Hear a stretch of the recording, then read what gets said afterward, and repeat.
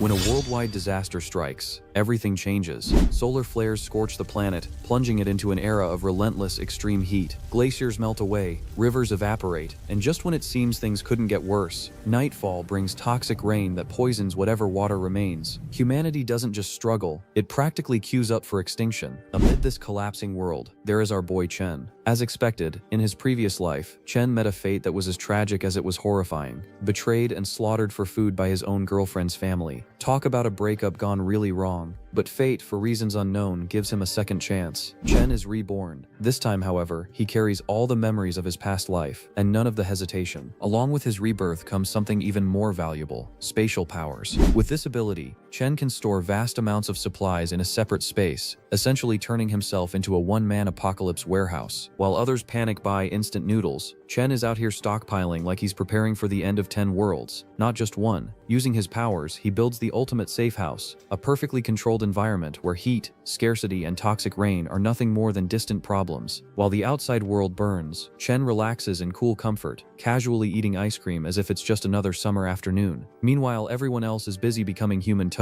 But survival isn't his only goal. Chen remembers everything: the betrayal, the pain, the injustice. And this time, he refuses to be a victim. With ruthless precision, he begins settling old scores, starting with his ex and those who wronged him. Revenge, after all, is best served well. As chaos spreads and society crumbles, Chen doesn't just survive, he thrives. Using foresight and careful planning, he amasses wealth, resources, and influence. People begin to notice. Women are drawn to him, allies gather, and enemies, well, they don't tend to last very long. Step by step, Chen transforms from a prepared survivor into something far greater, a ruler in a broken world. And while humanity struggles under the blazing sun and poisoned skies, Chen sits comfortably at the top, watching it all unfold like it's the most intense reality show ever created. Except this time, he's not a contestant, he's the one running the game. Well, the summary of the story had already been told, so let me remind everyone that before diving in, don't forget to like and subscribe, while also sharing your thoughts in the comments, because even at the end of the world, engagement still matters. Now let's start from the very beginning in detail.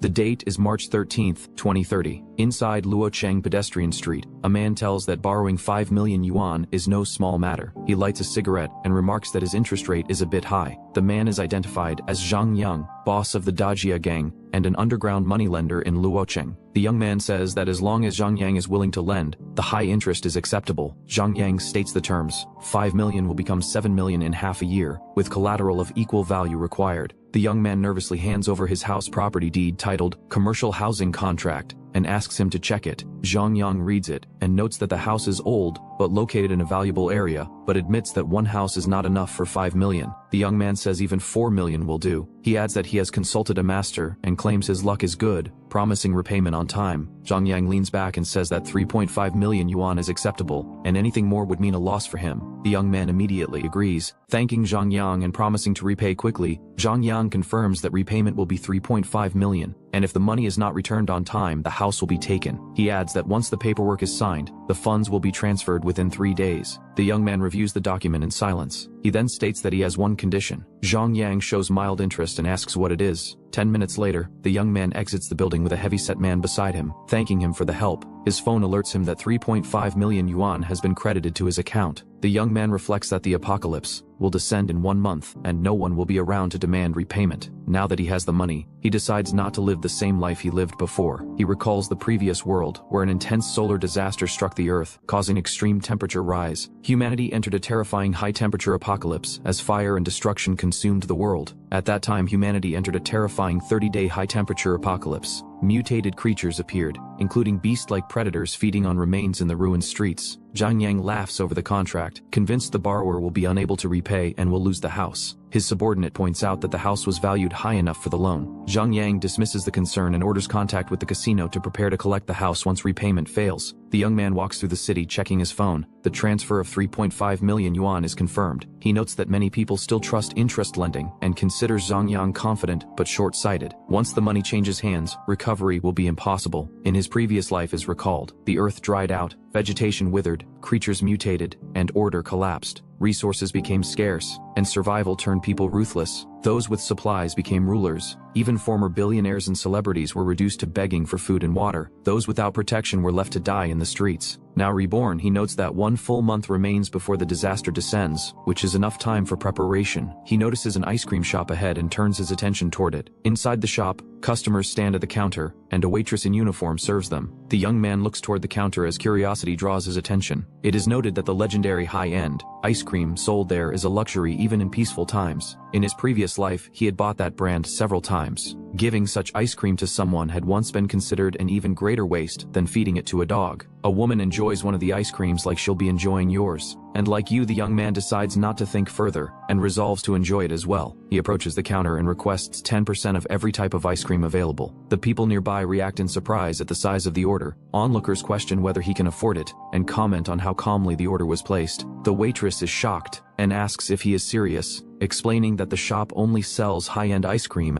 and that 10% of each type will cost over 200,000 yuan in total. He confirms the order without hesitation. A woman nearby assumes that with his ordinary appearance, paying in public will be embarrassing. The young man turns his gaze toward her, and asks what right she has to question him. The woman confronts him angrily and warns that even if he insists on showing off, he will not escape embarrassment in public. He responds with a faint smile that only irritates her further. She points at him in outrage. He turns away and asks the staff to pack all the ice cream, taking everything. He opens his phone and displays his account balance, showing more than 20 million yuan. The waitress freezes at the sight of it. She states that this situation requires approval from the manager, and asks him to wait. The manager arrives and formally asks what he needs. The young man instructs the manager to calculate the total price of all ice cream in the store, and says there is no need to continue business for the day. The manager agrees and begins checking the figures, muttering that this single transaction equals nearly the entire month's revenue, and that normally only a few customers buy such products. The manager reports that the displayed ice cream alone is worth around 1 million yuan. The young man nods and tells the manager to transfer 300,000 yuan first as a deposit, and to deliver all inventory to his address shortly. The manager readily agrees and tells him to leave it in his hands. He turns back toward the women and tells them they may choose any ice cream they want from the store. It is confirmed that Chen Nuo is paying. The crowd reacts with surprise. Several people comment that he is truly rich and that he looks better the more they look at him. The attention shifts fully in his direction, with a few silent reassessments made on the spot. The young man and protagonist of the story, Chen Nuo, looks at the woman and remarks that the offer applies to everyone except her. She collapses to the floor in shock as he stands calmly in front of her and tells her she should have known better than to show off. He turns his head aside, uninterested in her reaction. Later, Chen Nuo sits on a bench and tastes the high-end ice cream. He notes that the flavor and texture live up to the price. He continues eating while observing the surroundings in silence. As he eats, a black cube emerges and is drawn into his hand. He confirms that it can store items in a preserved state and decides it will allow him to keep fresh ice cream indefinitely. He concludes that calling over any star, popular influencer, or OnlyFans models in the future will no longer be a problem, a thought he finds mildly satisfying. He then confirms that this ability followed him through rebirth, even though abilities originally awakened only after the apocalypse. He acknowledges that he still does not fully understand it, but considers it his greatest advantage. Going forward, Chen Nuo plans his next steps, building a safe house, bagging some baddies in it, trying several positions, collecting supplies, weapons, and energy reserves. There is still much to do. A sound came from his phone stating that little fairy is calling. Chen Nuo reacts with mild surprise and looks at his phone, which shows an incoming call from Lu Menying. He recalls that after his parents died, Lu Menying appeared at his side like a savior. For a long time, he believed she was his light. He later realized what she truly wanted was the inheritance his parents left behind. Marriage was presented as a condition, along with demands for property, a large city apartment in her name, and an expensive bride price. In the end, he even agreed to sell the ancestral home to meet her demands. When the apocalypse arrived, Chen Nuo risked everything to protect her. She, aiming for a stronger backer, sold him off without hesitation. He was reduced to trade goods and did not even retain a complete corpse. The memory lingers briefly, then fades. The phone still vibrates in his hand with Lu Menying's name displayed. He looks at Lu Menying's name on the phone and smiles faintly, deciding it is time to settle the old account. A high-end hotel exterior is shown. Inside, Lu Menying steps onto the floor in slippers, answering the call casually. She claims she only went out with friends, lost a necklace by accident, and is now back at the hotel. Chen Nuo tells her that since something was lost, a new one can be bought. He decides to buy not just one but 10, suggesting she can wear them alternately. Lu Menying shows surprise and questions his sudden generosity. She hears that he made a small profit from virtual currency. She warns that such things are often scams. Chen Nuo states that whether it is a scam or not, he plans to make real money from it, and will even borrow capital to invest more. Lu Menying comforts him as he proposes a loan, stating that the loan requires a witness. He mentions that once it is done she will receive 5% as a fee. She then ends the call telling him to wait. A man asked her if she will be washing that for too long before starting. She reassures him that she will be ready soon, and asks him to wait. While seducing the old geezer, she calculates that one night with him is worth 50,000, enough for a simple signature for Chen Nuo. She considers it easy money and sees no risk in it. The call ends, and Chen Nuo lowers his phone. Chen Nuo smiles to himself and says that Lu Menying will do. He notes that it is time to build his fortress. At the selected building site, Chen Nuo explains that within 1 month, the entire structure must be transformed into an impenetrable fortress. The requirements include bulletproof composite glass for all windows, with invisible anti-theft mesh, reinforced concrete walls, external flame retardation, and earthquake resistance of at least level 8. He adds that the entire roof must be fitted with solar panels and an independent power generation system, along with an independent ecological circulation system with 72 hours of oxygen supply, explosion-proof doors, and entry protection using biometric recognition and mechanical locks. The engineer listens while holding the blueprint and reacts in shock. He sums it up as converting the whole building into a disaster-resistant survival house within 1 month, and mutters that this client seems to have watched too many sci-fi movies. Chen Nuo reminds him that his resume claims experience in building top-level bunkers for billionaires. The engineer hesitates and points out that the requirements are extremely high-end, and the budget will also be extreme. Chen Nuo presents the payment terms, a 1 million deposit, the rest on completion. Hearing the final price, the engineer nearly chokes on his own shock, briefly realizing he may have just met the fastest route to financial freedom. Both lean in and seal the deal with a handshake. Chen Nuo adds some conditions. Materials and quality take priority. The price will not drop. Each convinced the other is either a genius or slightly unhinged. As the agreement is finalized, each side confident the other will not escape the final payment. Later, Chen Nuo reflects that food, medicine, and daily supplies will be manageable once the fortress is ready. But the true danger in the apocalypse will not come from disasters alone. It will come from people. Cold weapons are easy to acquire, but firearms that can deliver fatal force will be harder to secure. He checks his phone while walking through the street, and sends out a message to arrange purchases and a meeting place. A reply arrives asking how much he wants to buy and where to meet. At night he was going for the meeting, but suddenly, hurried footsteps echo behind him. A group closes in, from a narrow night street where a girl stumbles while running, her breathing uneven as panic catches up with her. Her pursuers close in from both sides of the alley, cutting off her escape. One of them taunts her for running into their territory, while another steps forward with clear intent to capture her. Cornered, she turns back toward Chen Nuo in desperation and asks for help. Chen Nuo glances at her, registering recognition. She was the hottest baddie in his college. She was a baddie worth smashing, yet he wonders how she ended up in a place like this. The gang steps closer, one of them pointing at the pair, as if the outcome is already decided. The girl is grabbed roughly by her hair. A threat follows immediately, demanding money and making it clear that escape without payment is not an option. Behind the thug, 2 others watch with ugly amusement, already discussing how she will pay if she has no cash. From the darkness, Chen Luo steps forward and tells them to let her go. The gang briefly shifts its attention to him, surprised that someone would interfere at this moment. The man loses patience and decides to cripple Chen Nuo first. Lifting his hand to strike, Chen Nuo's eyes narrow as he tracks the incoming attack. He twists his body and evades the strike, flipping past the attacker as the punch cuts through empty space. Chen Nuo clamps both hands around the attacker's wrist. The attacker screams as his hand is crushed in Chen Nuo's grip. Chen Nuo surges forward in a blur. His fist slams into the attacker holding the girl, sending debris flying as the impact lands between them. A system notification appears, detecting intense negative states including fear,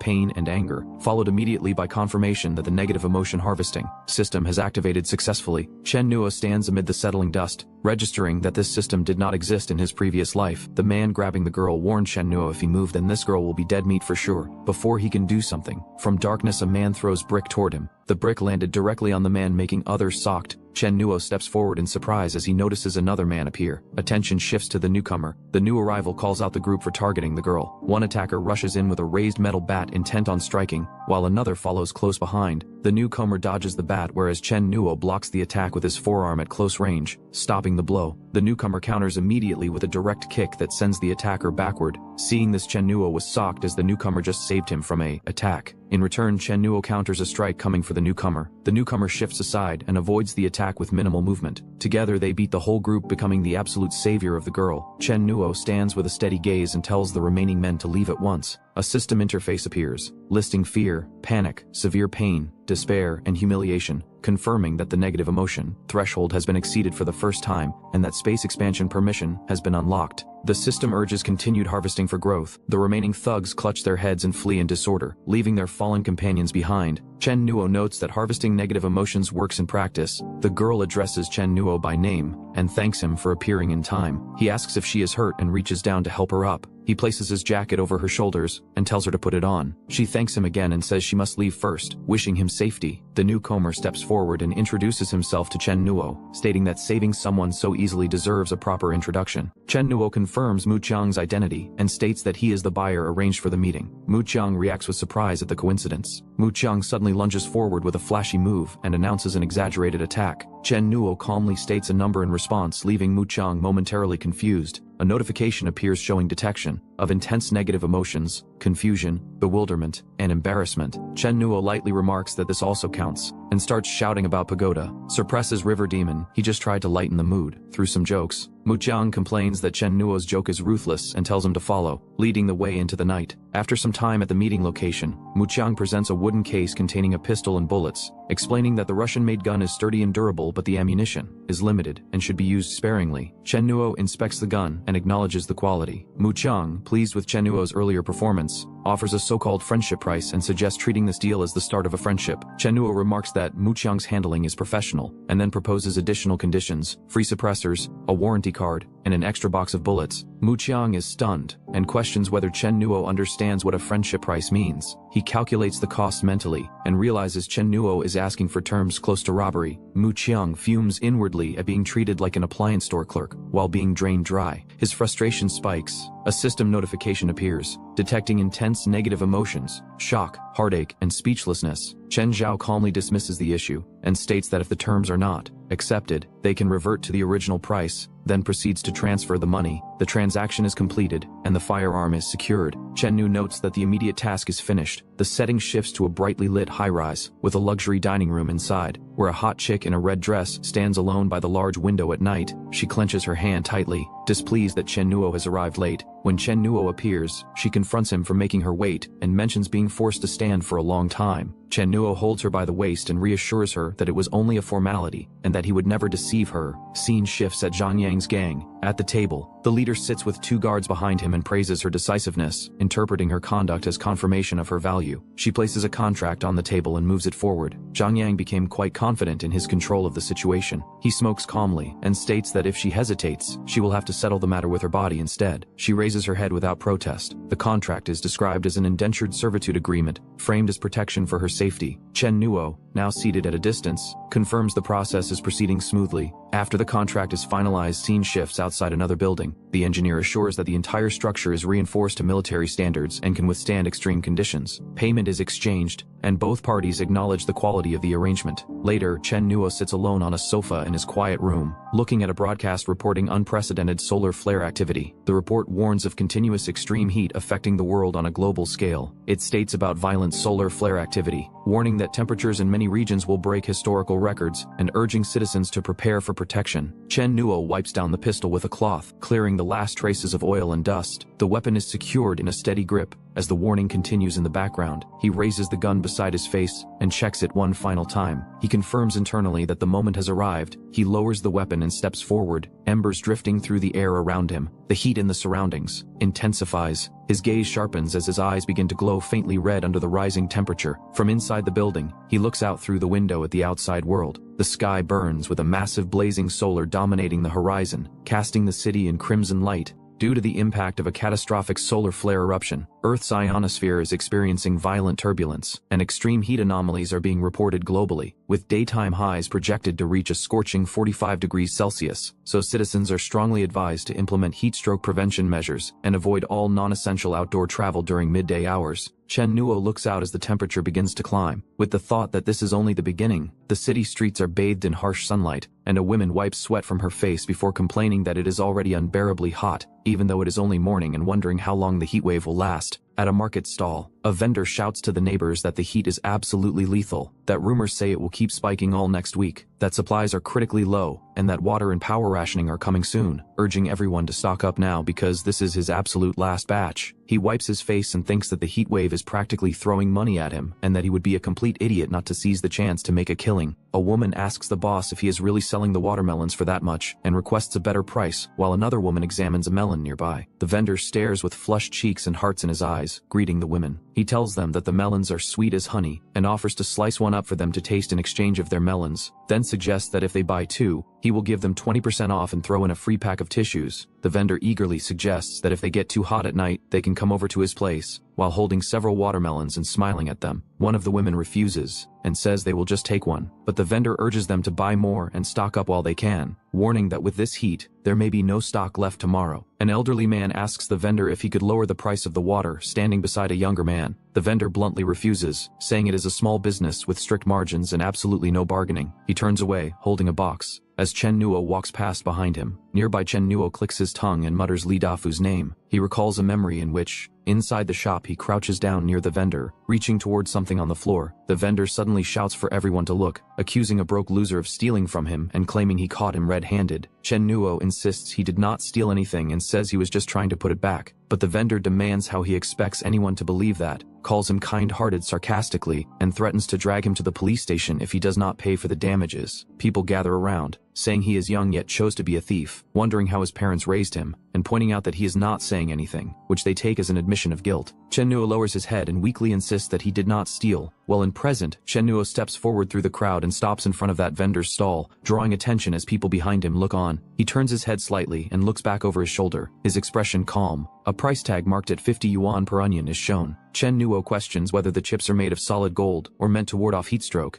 asking why they are being sold for such a high price. The vendor stiffens, sweat running down his face as he turns his head sharply. The system interface flashes, indicating intense negative emotion and disdain. The vendor snaps that if Chen Nuo cannot afford it, he should not touch it, warning that if the goods are damaged, he must pay. Another alert flashes, indicating intense negative emotion and irritation. Chen Nuo calmly asks the vendor or say Boss Li whether hoarding all these so-called treasures lets him sleep soundly at night, and whether he is not worried someone might steal them. Boss Li freezes for a moment, saying nothing. He then explodes in anger, demanding to know who Chen Nuo is cursing, calling him a spineless punk, and asking if the heat has fried his brain. Chen Nuo tells him to calm down and casually asks whether he has been suffering from insomnia, vivid dreams, severe liver fire, night sweats, and fatigue. Boss Li scoffs and admits that actually, yes, a little, then suddenly stiffens and asks if something is wrong with his warehouse. Chen Nuo grabs Boss Li and examines him, clicking his tongue and saying that this is exactly as he thought, pointing out that Boss Li's yin energy is pitch black and that his eyes are unfocused. Boss Li reels back as Chen Nuo concludes that this is a classic case of kidney deficiency. Boss Li explodes in anger, cursing Chen Nuo and his entire family and telling him to get lost as he swings his arm at him. Chen Nuo calmly advises Boss Li to take care of himself, saying that excessive anger harms the body, especially with his condition,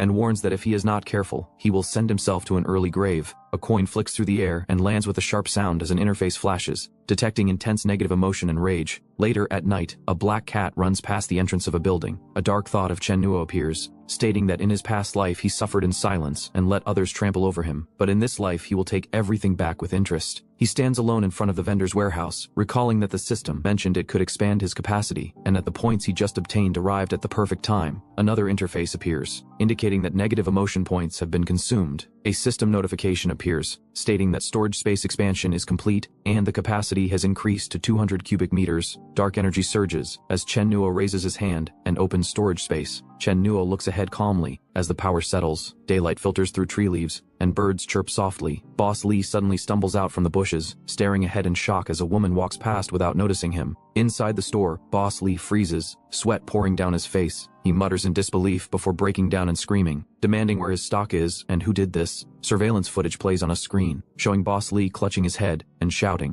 while a system message appears, indicating a surge in negative emotion. Chen Nuo sits back in a chair and watches it, calmly drinking from a can. Boss Li runs forward in a frenzy, shouting that someone stole his stock and ordering them to get out, his rage exploding as the scene cuts off. Boss Li lets out a long hoarse scream as he flails amid the mess, shouting in pain and fury. He stares at the empty space and breaks down, unable to believe that everything is gone overnight. People around him question whether all the goods vanished in one night, accuse him of staging it to raise prices, and complain that the supermarket is completely empty and they do not know what to do now. Two women whisper that someone saw a black shadow drifting inside last night and wonder if the place is haunted. Boss Li snaps back in panic, denying it and shouting that there is no way it is haunted. System notifications appear in succession, detecting intense negative emotions, rage, fear, and suspicion. Chen Nuo stands among the crowd, calmly noting that Boss Li is becoming a very stable source of emotional value. He opens a bag of chips, picks one up, and decides it is time to spice things up and give Boss Li a little extra stimulation. He eats the chip and comments that it tastes good. Behind him, Boss Li suddenly freezes,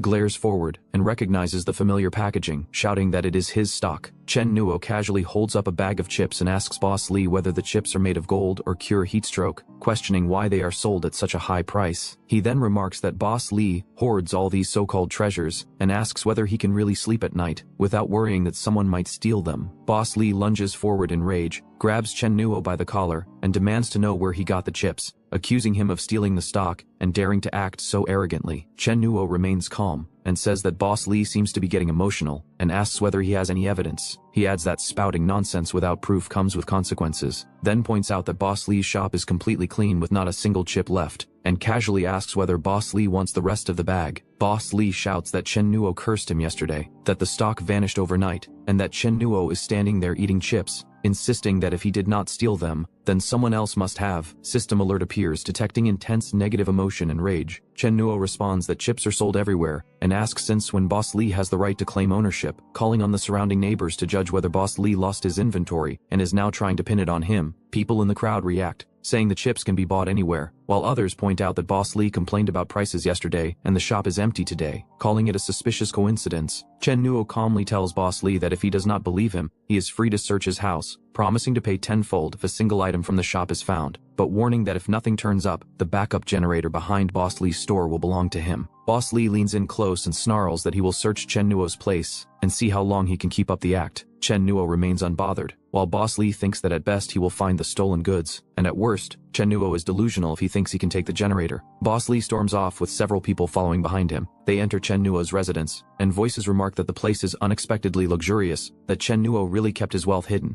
and question when he got so much money. Boss Lee throws his arms up in excitement as he looks around, then starts checking the room. He stares at a hanging suit, then opens a refrigerator filled with drinks, jars, cakes, and fresh meat. He opens a safe and freezes at the sight of neatly stacked gold bars. His eyes widen as he peers inside, sweating heavily. Chen Nuo calmly tells Boss Lee that he has already seen enough, and asks whether he would like a crowbar to check under the floorboards as well. Boss Lee panics and hurriedly says there is no need, claiming he will go ask around somewhere else. Chen Nuo grabs Boss Lee by the collar and reminds him about the generator he promised. A system notification appears, detecting intense negative emotion and embarrassment. Chen Nuo points out that there are witnesses and reminds Boss Lee that he would not try to welch on a bet. Boss Lee scratches his head awkwardly and tries to laugh it off, asking what generator Chen Nuo is talking about and telling him to step back and let it go. Chen Nuo smiles and replies that when Boss Lee was busy framing him earlier, he did not see Boss Lee offering to take a step back either. A system notification appears, detecting intense negative emotion and impatience. Someone in the crowd remarks that Boss Lee is going back on his word just like that, while another says he has zero integrity and that it is no wonder he got robbed. Boss Lee explodes in anger, calling Chen Nuo shameless and saying he clearly does not want to give him any face. Boss Lee swings his arm at Chen Nuo, but Chen Nuo catches his hand midair. A sharp cracking sound follows as Boss Lee screams, clutching his hand and crying out in pain. A system notification appears, detecting intense negative emotion and pain. Boss Lee desperately shouts that he will move the generator immediately, and that he is going right now. Chen Nuo calmly warns him to make it quick, saying that once the temperature spikes later, Boss Lee may not even be able to step outside, and thinks that power rationing will start in just a few days, asking what Boss Lee plans to do without a generator. Another system notification appears, detecting intense negative emotions including humiliation, pain, and fear. After a while, a phone on the table lights up with an incoming call. On the screen, Lu Mengyang angrily points and says that people have been coming to her non-stop for the past 2 days, treating her like a loan shark. Chen Nuo looks down at the phone, and she says that she did all he asked by signing the papers, questioning why they are still going after her. She demands that Chen Nuo tell her the truth, and asking why the loan sharks are now focusing on her instead of him. Chen Nuo asks why she never trusts him, and saying he gave up everything for her. He continues that he gave her his whole heart, and says it hurts to hear her talk like this. Chen Nuo thinks that those perverts from Dahai Gang is even more impatient than he expected. He asks Lu Mengyang what the Dahai Gang said and whether they already know her address. Lu Mengyang replies that they do not have her address yet, and that she took side streets to shake them off, but angrily warns him not to play tricks on her. Chen Nuo tells her she is overthinking it, and suggests she may have mistaken them for someone else. He sets the phone down on the table.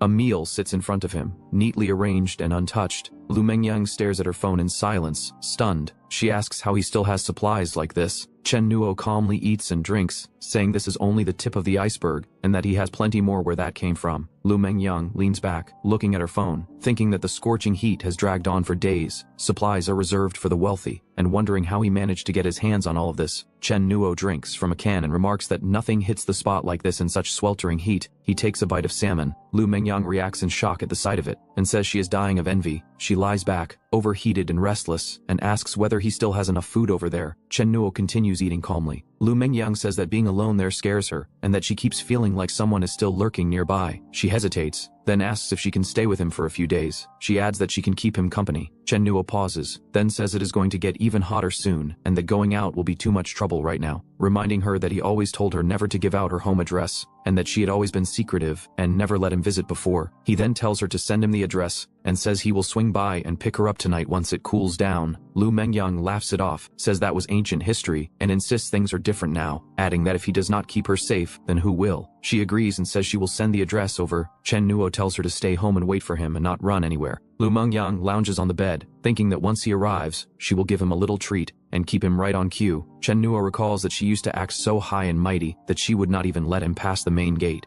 Yet now she is handing over her apartment number just to get a bite to eat. Chen Nuo's expression turns cold when he hears doorbell. Outside the door, a woman pounds loudly and calls for Chen Nuo to open up. Chen Nuo opens the door with a faint smile and greets Auntie Wang, asking what she needs. She remarks that the air conditioner is broken, and the poor child is about to pass out from the heat, saying they are neighbors and should look out for each other. She tries to enter in Chen Nuo's house. Chen Nuo forced her back and then reminds her that when he was little and went downstairs to collect plastic bottles, she pointed at him and called him trash, and that she even had security chase him off like a stray dog, asking whether she now suddenly remembers they are neighbors. She shouts that it was all so many years ago and berates him for being shameless, heartless, and lacking empathy. Chen Nuo snaps back that empathy must mean letting her in because he has air conditioning. When Chen Nuo shuts the door, Auntie Wang storms forward and slams the door in fury. A system notification appears, detecting intense negative emotion and rage. Chen Nuo stands silently with his head lowered. As the notification fades, he picks up his phone from the table and removes the SIM card. He stands at the desk, holding the phone. As a call labeled Da Hai, or Say Ocean Gang appears on the screen, Chen Nuo answers the call and says that he has Lu Mengyang's address and already sent it over, adding that she lives alone and is an easy target. He lowers the phone and steps toward the balcony. Standing outside, he looks ahead and thinks of Liu Mengyang by name. He then thinks that the show can begin. Chen Nuo turns and walks away. At Lu Mengyang's apartment finally felt like it had an ending in sight. As she adjusted her clothes in front of the mirror, she allowed herself to picture the relief of moving into Chen Nuo, whose name is also Chen Xiao's air-conditioned place, far away from the constant heat and inconvenience. That confidence did not last. Not long after, the knock at her door turned urgent. When she opened it, unfamiliar men were waiting outside. Their leader, Zhang Yang, stepped forward without hesitation, making it clear they had come for one thing: money. Lu Mengyang stiffened as the accusation landed. The debt they demanded was tied to Chen Nuo, or say Chen Xiao, and they expected her to cover it. She tried to explain that Chen Xiao would return soon, that he had supplies, that he could handle it once he arrived. But the moment she reached for her phone, the call failed. The line would not connect, and every second without an answer made the room feel smaller. Zhang Yang did not wait for excuses. He ordered his men to search the apartment for anything valuable, and the sound of things being torn open and overturned forced Lu Mengyang to realize she was no longer in control of the situation. Zhang Yang lounged on the sofa as the gang went through the room. Handbags and jewelry were spread across the coffee table, but he looked unimpressed, calling it meager scraps that would not even cover the interest. Liu stood frozen nearby, watching in fear as they searched. Zhang Yang leaned forward, reminding her that their brothers had come all this way, so they could not leave empty-handed. She tried to stop them, insisting the money was with Chen Xiao, but her words only made Zhang Yang's expression turn colder. She quickly added that Chen Xiao had plenty of supplies and would come to pick her up soon, telling them to wait and demand the money from him. When she called Chen Xiao, the line was unavailable. No one answered. The failed call left her shaken, but she forced herself to try again. Zhang Yang grabbed Liu by the arm and yelled that she was truly stupid, and that Wimp had sold her out. The phone fell, and it was said that when Liu was tricked into signing, he never intended to pay it back. Liu froze and could only say what. Liu screamed for Zhang Yang to let her go, and said he should go find Chen Xiao, because only Chen Xiao had the things he wanted. Liu screamed loudly as Zhang Yang dragged her inside a room, while two other men stood nearby. The door slammed closed, and shocked cries followed as the phone screen cracked. Liu's voice stammered no, then screamed again. In a dim room, Chen Xiao sat with a glass in his hand, while the phone lay on the table. He said that Lu Mengtang had a good taste for the apocalypse's passion. Outside, the building was shown at night. Zhang Yang was seen from behind wearing his shirt. Nearby, Liu cried. A pair of high heels fell to the floor, followed by a hand slamming a cup down. Zhang Yang grabbed Liu and demanded she repeat what she just said about Chen Xiao and what good stuff was at Chen Xiao's place. Liu choked out that there was air conditioning, ice drinks, and lots of food, and that Chen Xiao's home had everything. She told Zhang Yang to go find Chen Xiao because he was the person he should be looking for. Then Liu insisted she really had nothing left. Liu was thrown onto the bed as Zhang Yang noted the air conditioning and supplies and said he had caught a big fish this time. Zhang Yang smirked and said they should go. The door stood shut, with debris scattered on the floor. Liu sat crying, covering her mouth, thinking that Chen Xiao had tricked her and that he would die a horrible death. A quiet city street stretched between tall buildings at night as footsteps hurried down the road. A man was led forward as Auntie Wang pointed out that Chen Xiao lived right there, with air conditioning running all day and plenty to eat and drink, but he was also extremely stingy and would not even share a sip of water. He told Auntie Wang to lead the way, promising benefits once they got the stuff. Auntie Wang thanked him, praised his generosity, and said he could become a big boss. She imagined Chen Xiao to beg for his life, admitted Auntie Wang was wrong, and offered his own home as a place to live. With this man who is brother of Zhang Yang, Auntie Wang smirked, wanting to see how arrogant Chen Xiao could be this time. Zhang Yang's brother watched the building and noted that this kid had something going on. One of the men called out for Yang to watch him kick the door down. Suddenly he cried out in pain. Someone shouted at him for cramping up. A hand clenched tightly as blue sparks crackled around it. They screamed for help.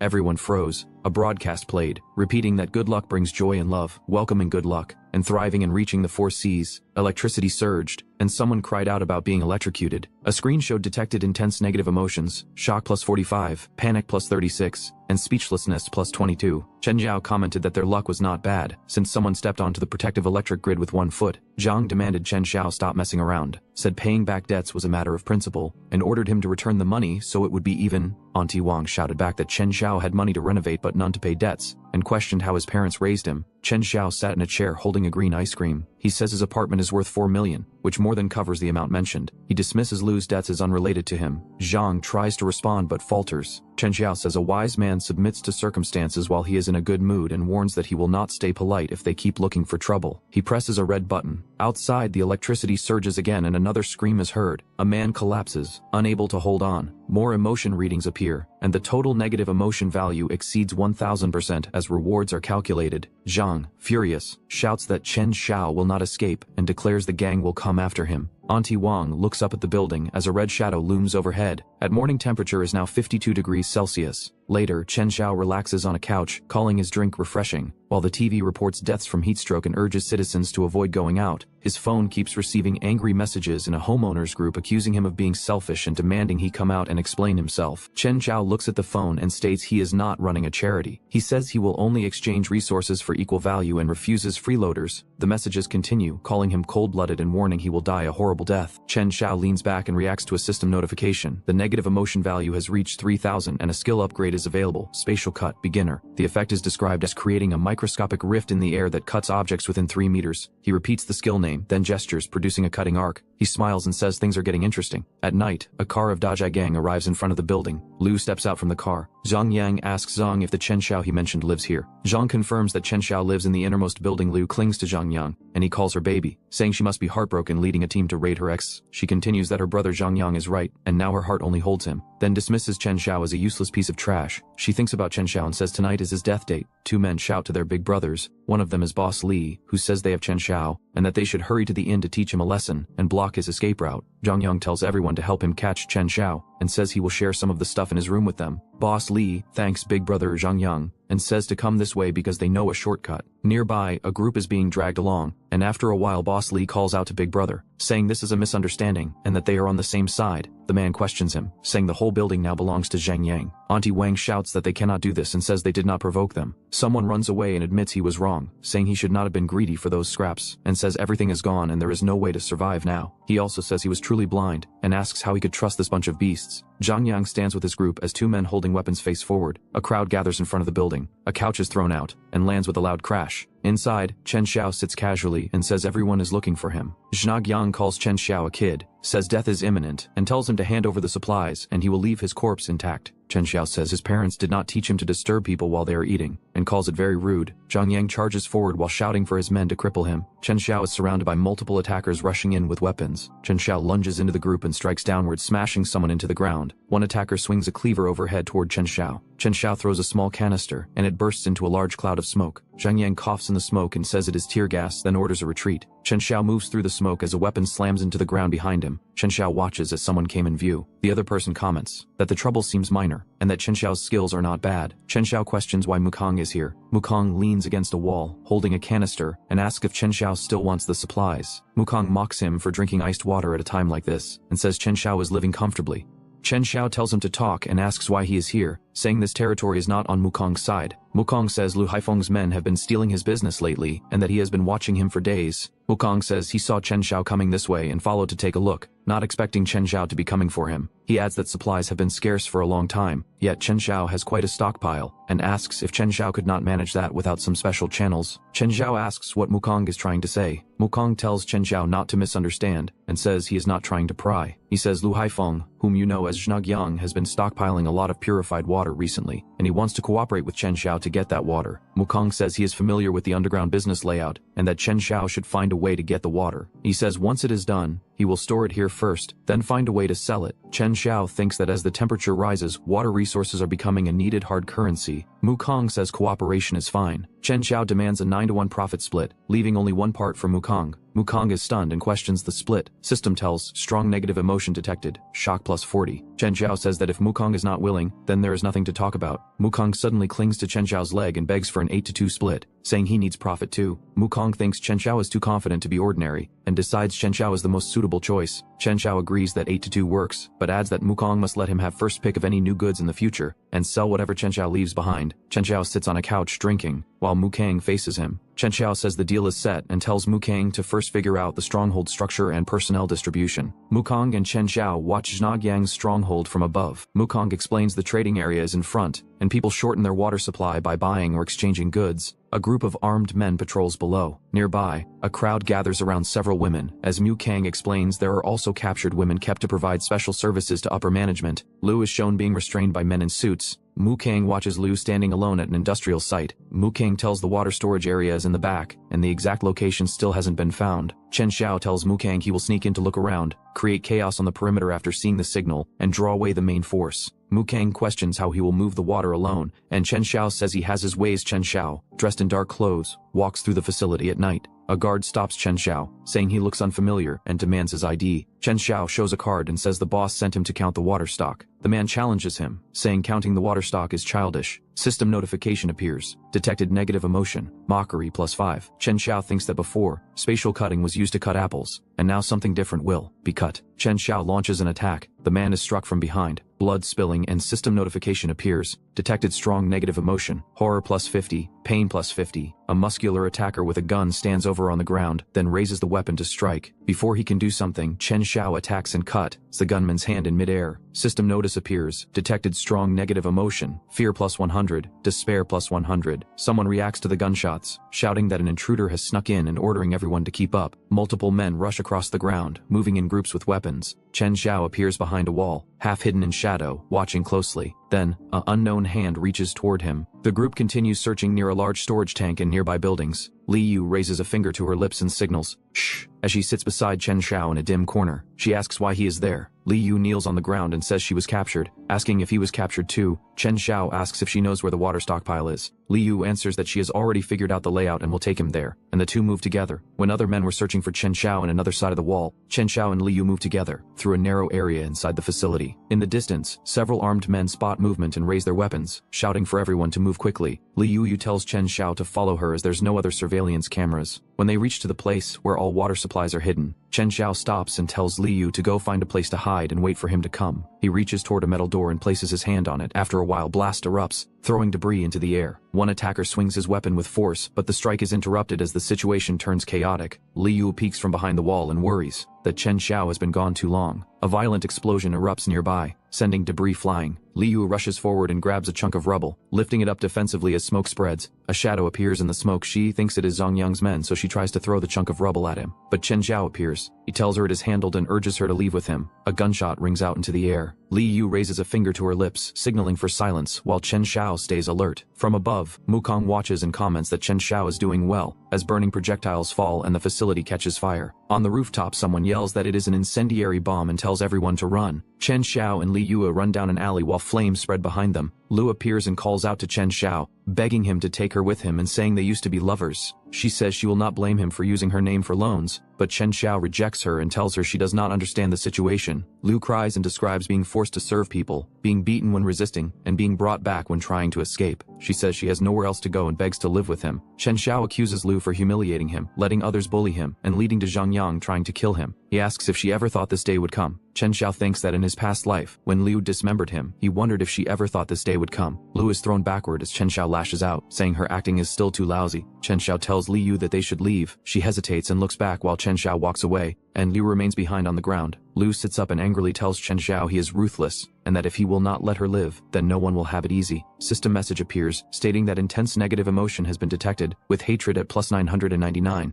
Zhang Yang yells for water, asking where the water is and whether their water is okay. They go ahead as Zhang Yang sees a message written on the wall that says, "Boss, I took the water, and next time I will take yours life." Zhang Yang screams, demanding to know who did it. Lu appears and tells Zhang Yang that it was Chen Xiao, and that she tried to stop him but got injured, and that Chen Xiao said Zhang Yang was just trash. She says Zhang Yang is unworthy of possessing these resources. Then seductively she warns that Chen Xiao also wants to kill all of them. Zhang Yang orders everyone to follow him to the south gate and slaughter that bastard. Scene shifts and Mu Kang mocks about quite the commotion. Chen Xiao tells Zhang Yang that he moves fast. Zhang Yang points forward and orders them to go get him. Chen Xiao throws his firelight. Flames spread across the area as several men charge ahead through the fire. Zhang Yang shouts that he will make sure Chen Xiao dies. Chen Xiao thanks Boss Lu, and says he will take these emotion points. System message shows intense negative emotion detected, and then says, negative emotion points reach 3000, and a new skill has been unlocked, spatial barrier. Scene cuts to Chen Xiao's building. Mu Kang cheers, saying it was too awesome, and says, old dog Zhang Yang is probably tearing his house apart right now. At a table full of food, Li Yu tells Chen Xiao that she is really thankful, and that if it were not for him she does not know how much longer she would be stuck in that hellhole. Chen Xiao tells her they are old classmates, and there is no need to be so polite. Li Yu says it is not just politeness, and that he made her feel there are still people in this world worth trusting.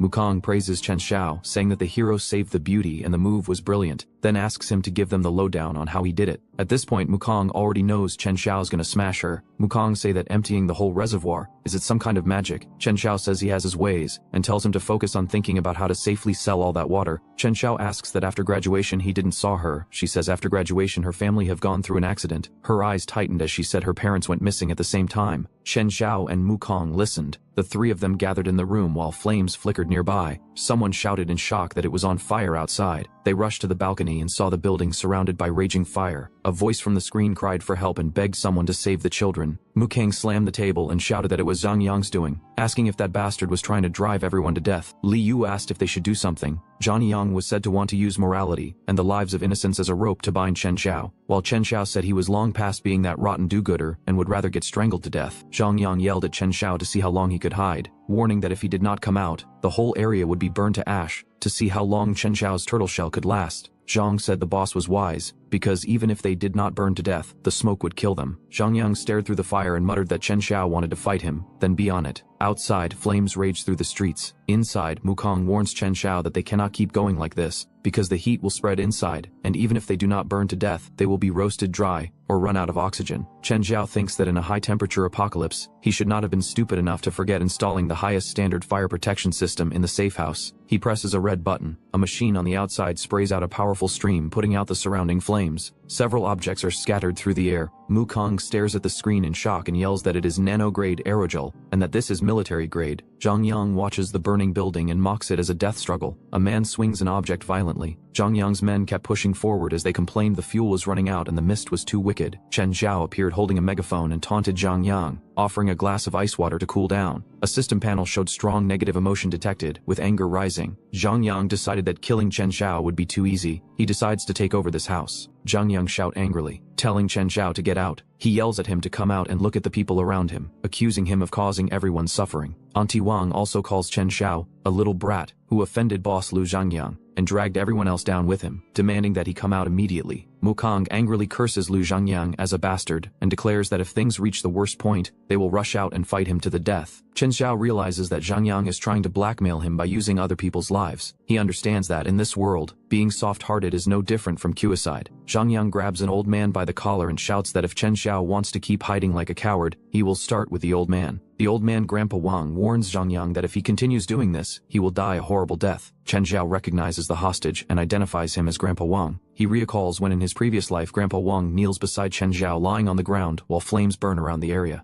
Grandpa Wang urges Chen Xiao to survive, saying that as long as he remains alive, there is still hope. Chen Xiao tells Mukong to stay inside and protect you, explaining that he is going to settle the score with boss Lu Zhangyang. Outside, he then declares that the grievance between him and Zhang Yang has nothing to do with anyone else. Zhang Yang mocks Chen Xiao for finally coming out of hiding, and asks if he wants to play the hero. He adds that if Chen Xiao pays back the money, hands over the water and leaves his life behind, he might consider letting the others go. Chen Xiao calmly states that he has no interest in that. He states that fighting and killing is boring, and that it also damages one's karma. He then tells Zhang Yang that since he once started out running a casino, they should settle the matter, using the method Zhang Yang is best at. Chen Xiao proposes making a bet. He explains that if Zhang Yang wins, everything Chen Xiao owns will belong to him. But if Chen Xiao wins, Zhang Yang will release Old Man Wang and leave the area. Zhang Yang laughs and agrees. They decide to bet on the size of the points, with one round determining life or death. Chen Xiao prepares his cup and calmly declares that he bets on big. The situation is described as a god of gamblers showdown, as the two stand facing each other. Zhang Yang quickly shakes the cup and slams it down with force. Both cups slam down onto the ground at the same time. Zhang Yang presses his finger against the cup and lifts it, revealing the dice inside. 3 sixes appear. His men immediately cheer loudly, shouting that the boss will win. Zhang Yang laughs proudly and declares that it is 3 sixes, a supreme result, and that Chen Xiao has lost. Chen Xiao calmly tells him not to rush because the winner has not been decided yet. He then lifts his own cup. The dice shoot out with force. As they fall, sharp streaks flash across them,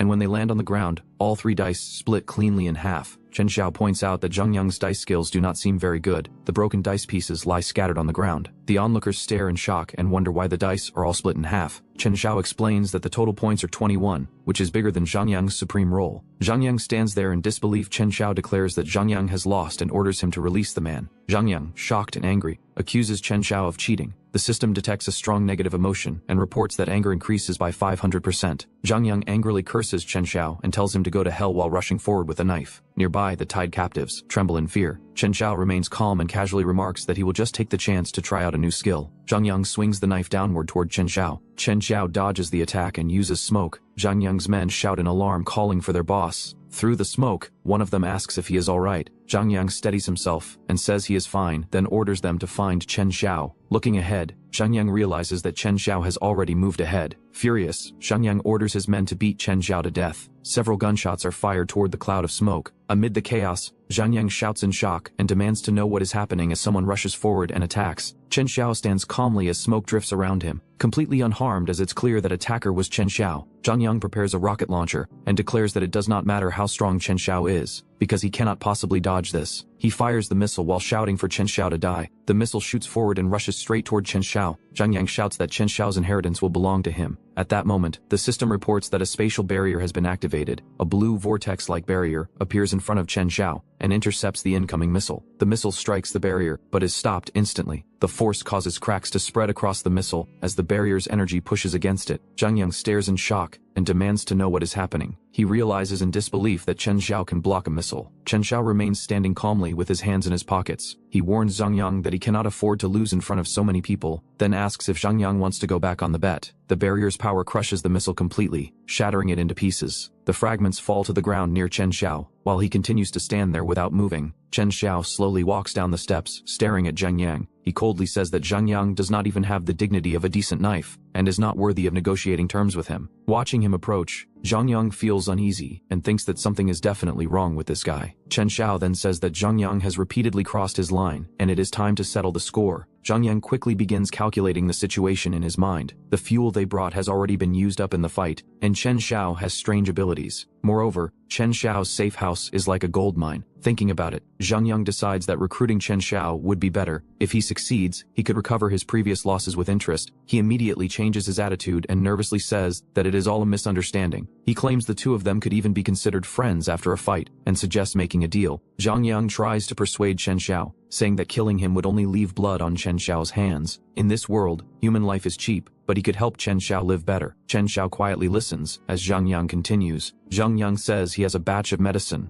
including antibiotics like penicillin and cephalosporin, and asks if Chen Xiao knows how valuable those things are right now. Even a tiny infected wound can take a life, so if Chen Xiao lets him go, he will split the batch of medicine with him. Chen Xiao calmly replies that in times like these, antibiotics are indeed a hard currency. He then leans close and tells Zhang Yang that he is honest. What he has stored is far more than just this room, much more than Zhang Yang could ever imagine. Zhang Yang smirks and says that Chen Xiao only has food and drink but no medicine, and a single illness could be fatal. Finally, Zhang Yang suggests cooperating with him. He reveals that the batch of medicine is hidden in an abandoned factory in the West District, and claims that only he knows the password to access it. Chen Xiao looks down at Zhang Yang and calmly says, "Alright." Hearing that, Zhang Yang immediately relaxes as Chen Xiao says that tonight's matter ends here. Zhang Yang keeps nodding repeatedly, saying it is good that the misunderstanding has been cleared up. Chen Xiao casually puts an arm around Zhang Yang's shoulder and walks with him as if nothing happened. He politely tells Zhang Yang to go ahead first, and says the details of their cooperation can be discussed another day. After walking a short distance, Zhang Yang separates from Chen Xiao and returns to his own group. One of his subordinates calls out, "Boss!" Zhang Yang clenches his fist and then signals his men. "Brothers, let's go!" The group immediately leaves the area together. Chen Xiao quietly watches them disappear down the street. Smoke from burning cars drifts through the night air. Then he calmly mutters that a password alone cannot stop him. Even without it, he can still open the door. Later, Chen Xiao returns to the staircase where several survivors are waiting. He reassures them, telling them that everything is fine now and that those people are gone.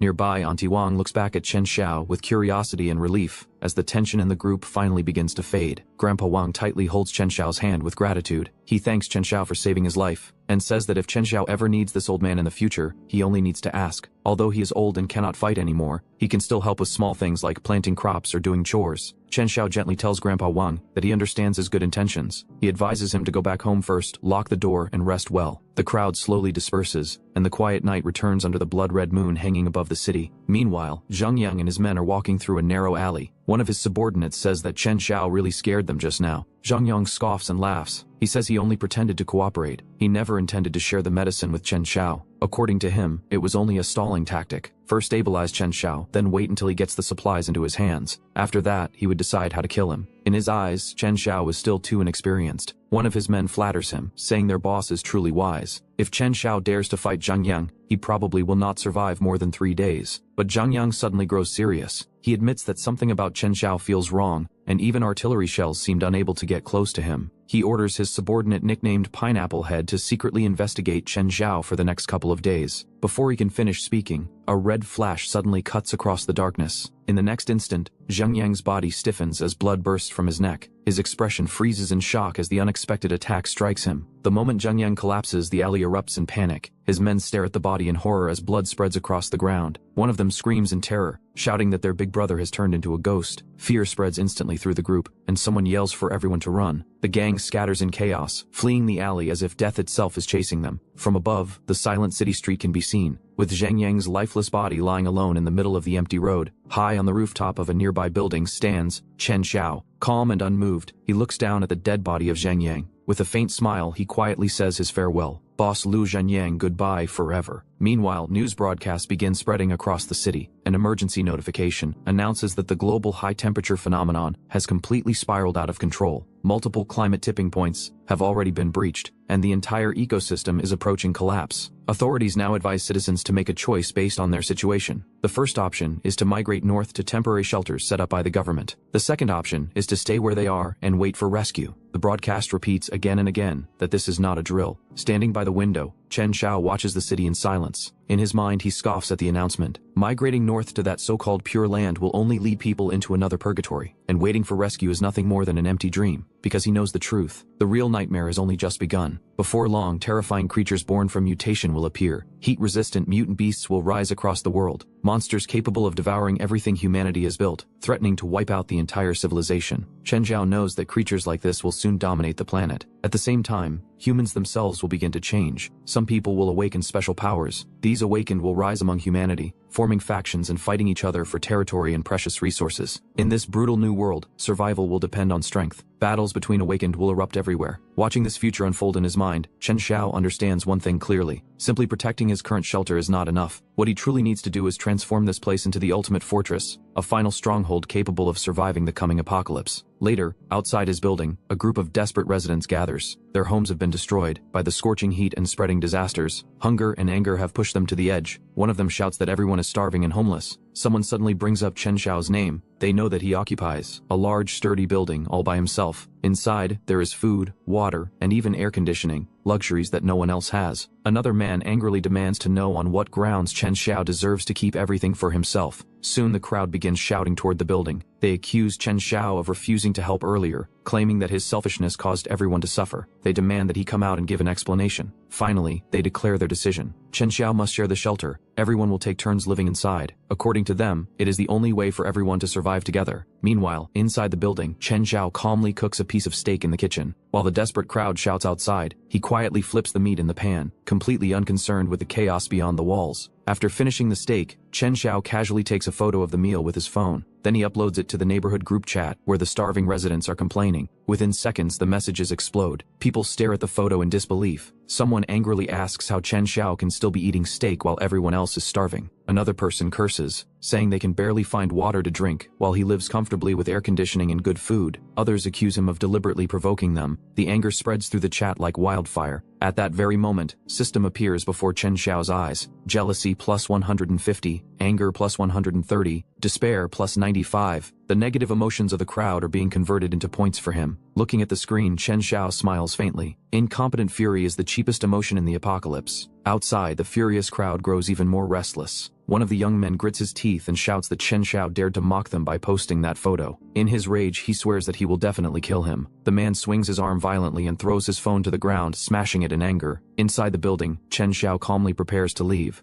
He decides to head toward an abandoned factory in the Western District to scout the route first. As he opens the door, a wave of scorching hot air rushes inside from the outside world. The heat outside is intense enough to make sweat instantly form on his face, but Chen Xiao remains completely composed. Suddenly, a sharp blade spins through the air toward him. Someone outside has thrown a large kitchen cleaver directly at the door. In a split second, the weapon slams into the door with a loud metallic crack. Yet Chen Xiao doesn't even flinch. Outside Chen Xiao's house, several furious men rush forward. One of them raises a cleaver and roars, "Chen Xiao, if you don't hand over the house today, we brothers will cripple you." They charge straight at him, convinced that overwhelming numbers will easily crush him. But before the bald man can even finish his threat, Chen Xiao suddenly moves. In a flash, he steps forward and closes the distance instantly. His hand shoots out and grabs the man's wrist that's holding the cleaver. The blade stops mid-swing. The bald man's eyes widen in shock as Chen Xiao twists his arm violently. A sharp crack echoes through the air. The man screams in pain as his arm bends unnaturally. Before he can react, Chen Xiao continues the motion and slams him downward with terrifying force. The bald man's body flips through the air and crashes onto the ground. The other attackers freeze for a moment, stunned by the sudden display of strength. But one of them, a blonde-haired man, roars and rushes forward with his own cleaver raised high. Chen Xiao doesn't hesitate. He steps forward again, his movement smooth and deadly. In a single decisive strike, the blade flashes across the air. Blood sprays as the blonde man collapses instantly. The violent scene unfolds in broad daylight, right in front of the surrounding buildings. From nearby windows, terrified residents watch everything happen. One of the attackers stares at Chen Xiao in horror and shouts, You dare to kill people in broad daylight? So many people are watching." Chen Xiao stands there calmly, the cleaver still in his hand. At that moment, the familiar red interface appears again before his eyes. Fear on 1,000. The terror spreading through the crowd has turned into an enormous amount of points. The injured blonde man sits on the ground while holding his arm and looks up at Chen Xiao. He questions whether Chen Xiao intends to kill him. Chen Xiao looks down at him calmly and explains that killing him would only dirty his hands. The other men lie injured on the ground nearby. Chen Xiao walks away while explaining that killing them directly would be letting them off too easily. He continues that in this weather their wounds will develop infections, ulcers and sepsis, and within a few days they will slowly rot in pain. Later, Chen Xiao arrives at a factory in the West District. He stops in front of the entrance and notices a surveillance camera mounted above the building. Seeing the camera, he immediately raises his arm and attacks. The strike destroys the camera instantly as it shatters into pieces. Afterward, Chen Xiao pushes open the factory door and steps inside. As Chen Xiao steps inside the factory, a strange smell fills the air. Dark green gas begins spreading through the room. He immediately starts coughing and realizes that it is poison gas. Struggling to breathe, he realizes that he has fallen into a trap. His body grows weak as the gas affects him. Through the thick gas, two figures appear standing behind.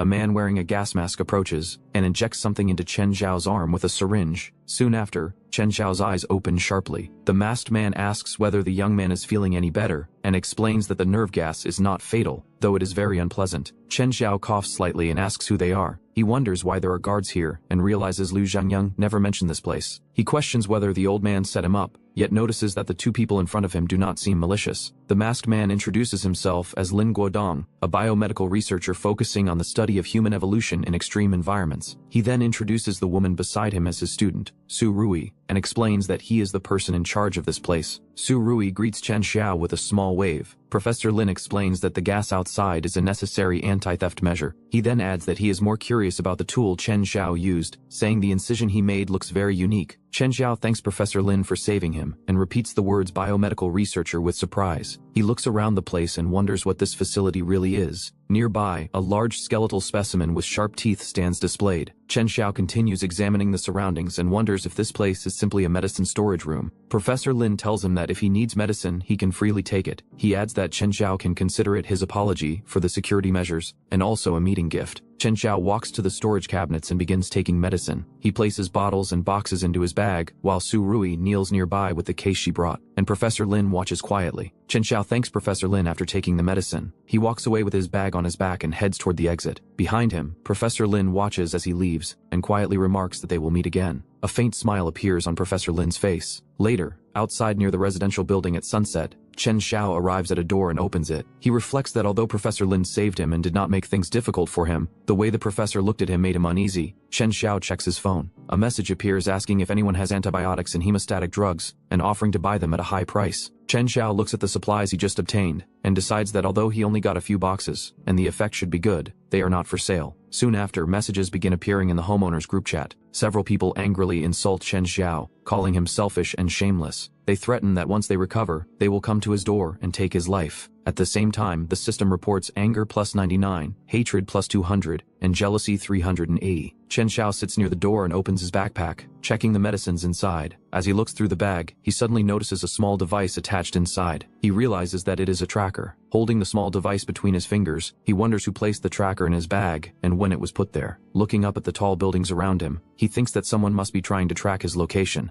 Instead of panicking, he calmly decides that if someone wants to play a tracking game, he will play along. A white cat walks along the alley nearby. Chen Xiao crouches down beside it and gently pats its head, asking the little cat to do him a favor and take the device to the places it usually likes to go. He then places the device on the cat. The cat lets out a soft meow. Afterward, the cat moves along the narrow ledge of a building and disappears into the surrounding area, carrying the tracker away. On a laptop screen, a tracking map shows a strange and irregular movement pattern. Watching the screen, Professor Lin becomes confused and wonders what is going on with the movement pattern and what Chen Xiao is doing. Meanwhile, messages continue appearing in the homeowners group. One man urgently asks if anyone has medicines such as anti-inflammatories or fever reducers, saying his brother is dying and accusing Chen Xiao of refusing to help save someone who is dying. Another message appears from a woman carrying a crying child. She pleads that the child has not had clean water for 2 days and asks if any kind person can spare a little, adding that she is willing to trade her treasured picture books and that everything is negotiable. Seeing this, Chen Xiao recognizes the situation as the same sympathy-seeking act again. He recalls how in the past, the woman used this trick to gain quite a few benefits from others. Another message then appears in the group accusing Chen Xiao of stockpiling many supplies but refusing to share, claiming the child is dying of thirst, and calling him an irresponsible and selfish man who deserves to be singled out. Chen Xiao dismisses the accusation, thinking that the claim is ridiculous because the child is not his responsibility. He states that hypocrisy and moral blackmail will not work on him. On his phone, he tagged the woman named as Wang Wei, saying that Wang Wei had stockpiled 3 boxes of water and 2 boxes of canned food, and urging her to bring them out to share first, promising that whatever she shares will be matched with double. Wang Wei, reading the message, suddenly reacts with shock, realizing that he had actually installed cameras in the hallway. She realizes that although she thought she had been careful, she was still captured on camera. Messages quickly begin flooding the homeowners group chat. Someone exclaims in shock that Wang Wei had actually hidden so much water and demands that he bring it out immediately and share it with everyone. At the same time, several men arrive at Wang Wei's door. Without hesitation, they start violently smashing the door with tools and weapons, trying to break their way inside. One of them shouts angrily at the people inside, ordering them to hand over all the food and drinks immediately. He warns that they should not force them to take further action. Inside the apartment, Wang Wei, who had been manipulating people earlier, is suddenly confronted by the intruders. The situation escalates rapidly as the group storms into the room. Boxes are thrown everywhere while the men begin grabbing supplies frantically, pushing and fighting over the stockpiled goods. The apartment quickly turns chaotic as they seize everything they can carry. Meanwhile, Wang, who had tried to use sympathy to manipulate others, is left sitting helplessly on the floor. Her body is bruised and covered with marks, and tears begin to stream down her face as she realizes the terrible consequences of what has happened. Later, the residents gather around the body lying on the ground as flies buzz around it, and the smell begins to spread through the stairwell. One of the men lowers his head sadly and murmurs a quiet farewell, telling his fallen brother to rest in peace. But another resident quickly objects. Leaving the corpse there would be dangerous. In this intense heat, it would soon rot, fill the building with a terrible stench, and possibly spread disease to everyone.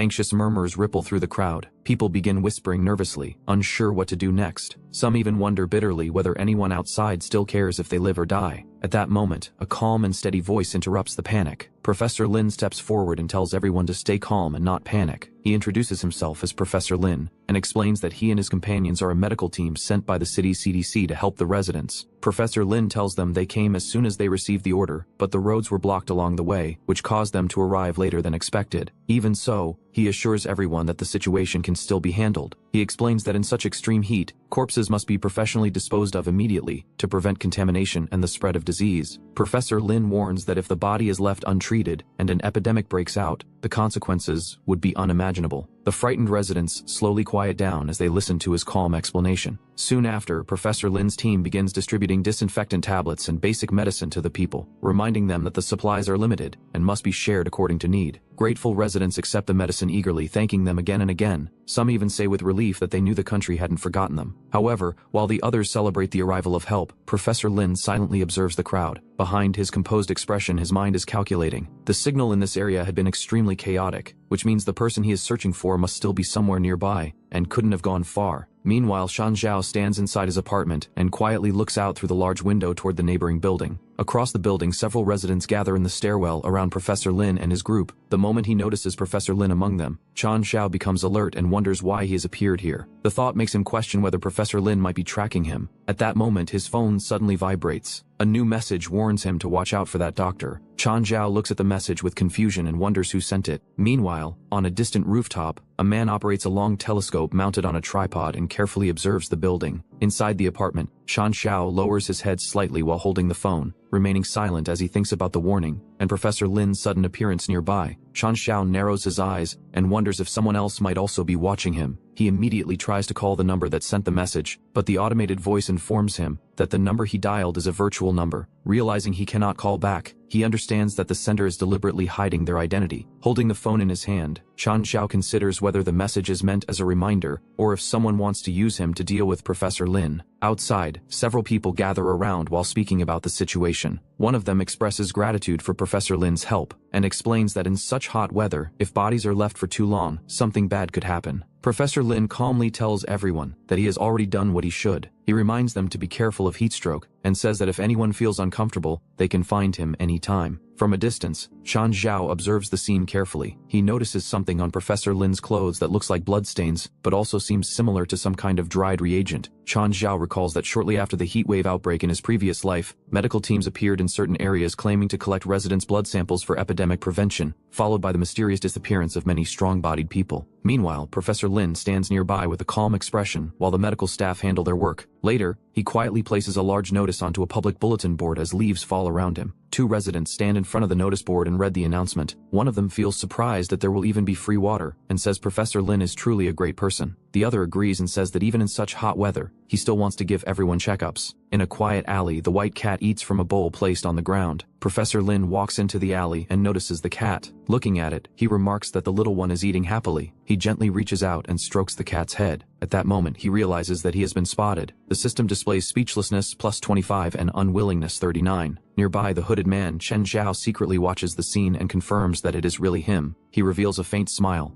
Elsewhere, many people gather inside an underground parking area. A woman complains that the weather has been too hot and it has not rained for a long time, wondering when rain will finally come to cool things down. A man notices that it actually feels cooler inside. At a temporary medical station, Professor Lin sits at a table while his assistants holding a clipboard assists him. He asks a resident for their name, age, and whether they have experienced any recent physical discomfort. The elderly man answers that his name is Chen De. He is 76 years old, has had no recent discomfort, but his blood pressure has always been high. Chan Xiao quietly watches the scene from the side. As the examination continues, Chen De questions why blood also needs to be drawn. Professor Lin calmly explains that it is only a routine check. A tube labeled CHT-017 fills with blood as the sample is collected. Chan Xiao watches Professor Lin closely and wonders what exactly he is trying to do. Suddenly, someone in the crowd urgently calls out for the professor. A young man rushes forward with others supporting an injured companion. He pleads for help, explaining that his brother is injured and infected and begs Professor Lin to save him. Professor Lin calmly takes out a small vial. He explains that it is a new type of broad-spectrum enhancer that can accelerate wound healing and resist infection. He injects the medicine into the injured man. After finishing, he calmly tells him to rest well for the next couple of days and says he will recover soon. the injured man, Abu, still sweating from pain. Thanks, Professor Lin. Nearby, Chen Xiao silently observes the situation, watching every detail carefully. Outside, Abu is helped away by his companions. Their boss, named as Zhang Qiang, asks Abu if he is alright. Abu struggles to walk and tells Zhang Qiang that his bones feel like they are burning, and that the pain is unbearable. He suddenly groans in pain as the burning sensation intensifies. Beneath the bandages on his arm, the veins bulge and spread violently under the skin as the pain surges through him. Abu's eye turns red as swollen veins spread across his face. His body suddenly erupts with violent energy as he throws his head back and roars. Seeing this, Zhang Qiang is shocked and calls out to him, asking what is wrong. Abu suddenly rushes forward and grabs Zhang Qiang by the throat. Zhang Qiang struggles and tries to calm him, telling him to let go and reminding him that he is Zhang Qiang, his boss. Abu stares at him with rage and reminds him that when Zhang Qiang pushed him out to block the knife last time, he did not think about him being his boss then. He then violently throws Zhang Qiang to the ground. Breathing heavily, Abu suddenly shouts and demands to know who is there. He quickly notices someone nearby and realizes it is Chen Xiao. Chen Xiao stands calmly in front of him with his hands in his pockets. Abu, now completely ferocious, charges straight toward Chen Xiao. As Abu charges forward with a powerful swing, Chen Xiao quickly dodges the attack. Observing him carefully, Chen Xiao notes that Abu's strength has surged more than 3 times, but his joints appear stiff, and his attacks move in a completely straight trajectory. Chen Xiao calmly concludes that this reaction is absolutely not a normal drug reaction. When Abu lunges again, Chen Xiao counters and cuts Abu's neck. Abu crashes to the ground, while Chen Xiao lands steadily. Chen Xiao declares that it ends here. Abu slowly rises again, his body covered with bulging veins, as the mutation continues to spread across his arm and neck. Chen Xiao stands quietly in the alley, looking down at him. Abu lies on the ground with tears streaming from his eyes. The alley becomes silent. Later, Professor Lin notices something strange and wonders what is going on, saying the positioning signal has stopped here again. He explains that an nanorobot tracker was placed in the reagent, so there should not have been any problems, and the positioning signal had been normal just a moment ago. He suddenly notices something and stops. In the alley, Abu lies motionless on the ground with blood pooling beneath his head, while Zhang Qiang sits nearby. Professor Lin raises his device and scans the scene. Looking at the data, he explains that the T7 prototype agent caused excessive stimulation that led to a nervous breakdown, but that should not be the direct cause of death. His attention shifts to the body as he observes the wounds carefully. He notes that the fatal wound on Lu Zhangyang's body and the cut marks on the door lock that day are all extremely neat and smooth. He concludes that no equipment or weapons could cut such traces, and that this is definitely not something an ordinary person can do. After thinking for a moment, he recalls the young man he met that day, and feels that the man was unusual. He concludes that he did not misjudge him. With a faint smile, he considers that the man may truly have the thing he has been looking for. Zhang Qiang coughs repeatedly while blood drips from his mouth. Professor Lin kneels beside him and tells him not to move because his injuries are severe and his lung lobes might be bleeding. Zhang Qiang weakly recognizes him as Professor Lin and asks why he is there, begging him to save him while mentioning Abu. Confused and shaken, he asks what happened to Abu. Professor Lin expresses sympathy for his friend and shows him a picture, asking if he knows the person and explaining that the matter involving his friend may be related to him. He asks if he knows where that man went, explaining that only by finding him can the truth be clarified and prevent more people from getting hurt. Zhang Qiang immediately recognizes the person in the picture as Chen Xiao and says he knows where his home is and can tell him. Professor Lin reassures him and tells him not to worry, saying he will arrange professional treatment immediately because his laboratory has the best equipment. For the time being, he tells him to go to the laboratory to recuperate. Zhang Qiang thanks Professor Lin sincerely. Later inside the laboratory, Zhang Qiang asks how Abu became like that when he had just finished the injection and had not even walked 2 steps. As he tries to explain that he had just finished the injection, and then something happened, he looks uneasy. Professor Lin calmly explains that the individual experienced an extreme rejection reaction to the reagent, which is very rare, and says they will check everything in detail before arranging the best treatment for him. Professor Lin stands in front of the isolation room doors, while Zhang Qiang repeats the words rejection reaction and hesitates. He nervously suggests that he should simply go home to recover, and asks if he can just be given some antibiotics. Inside the laboratory, Professor Lin uses a card to unlock a secured door, while Zhang Qiang sits in a wheelchair behind him with another person standing nearby. Professor Lin calmly tells him that for science and for his own sake, he should remain quiet. Zhang Qiang suddenly panics and protests, shouting for him not to do it. His loud scream echoes through the isolation area, whereas Chen Xiao lies on a sofa in his room with one arm hanging down beside the couch. He looks thoughtful and wonders what Professor Lin Guodong is actually trying to do. At the same time, someone presses a button on the door and knocks. Professor Lin's face appears on the display, and he calmly greets Chen Xiao, introducing himself as Professor Lin and asking if they can talk. He apologizes for disturbing him so late, confirming that Chen Xiao truly lives there. While standing outside, he casually remarks that the weather is very hot today, and that the sky is so cloudy the stars cannot even be seen clearly. Inside the house, Chen Xiao stands with his arms crossed and asks why Professor Lin is looking for him so late. Professor Lin explains that he heard Chen Xiao lived there and came to see him.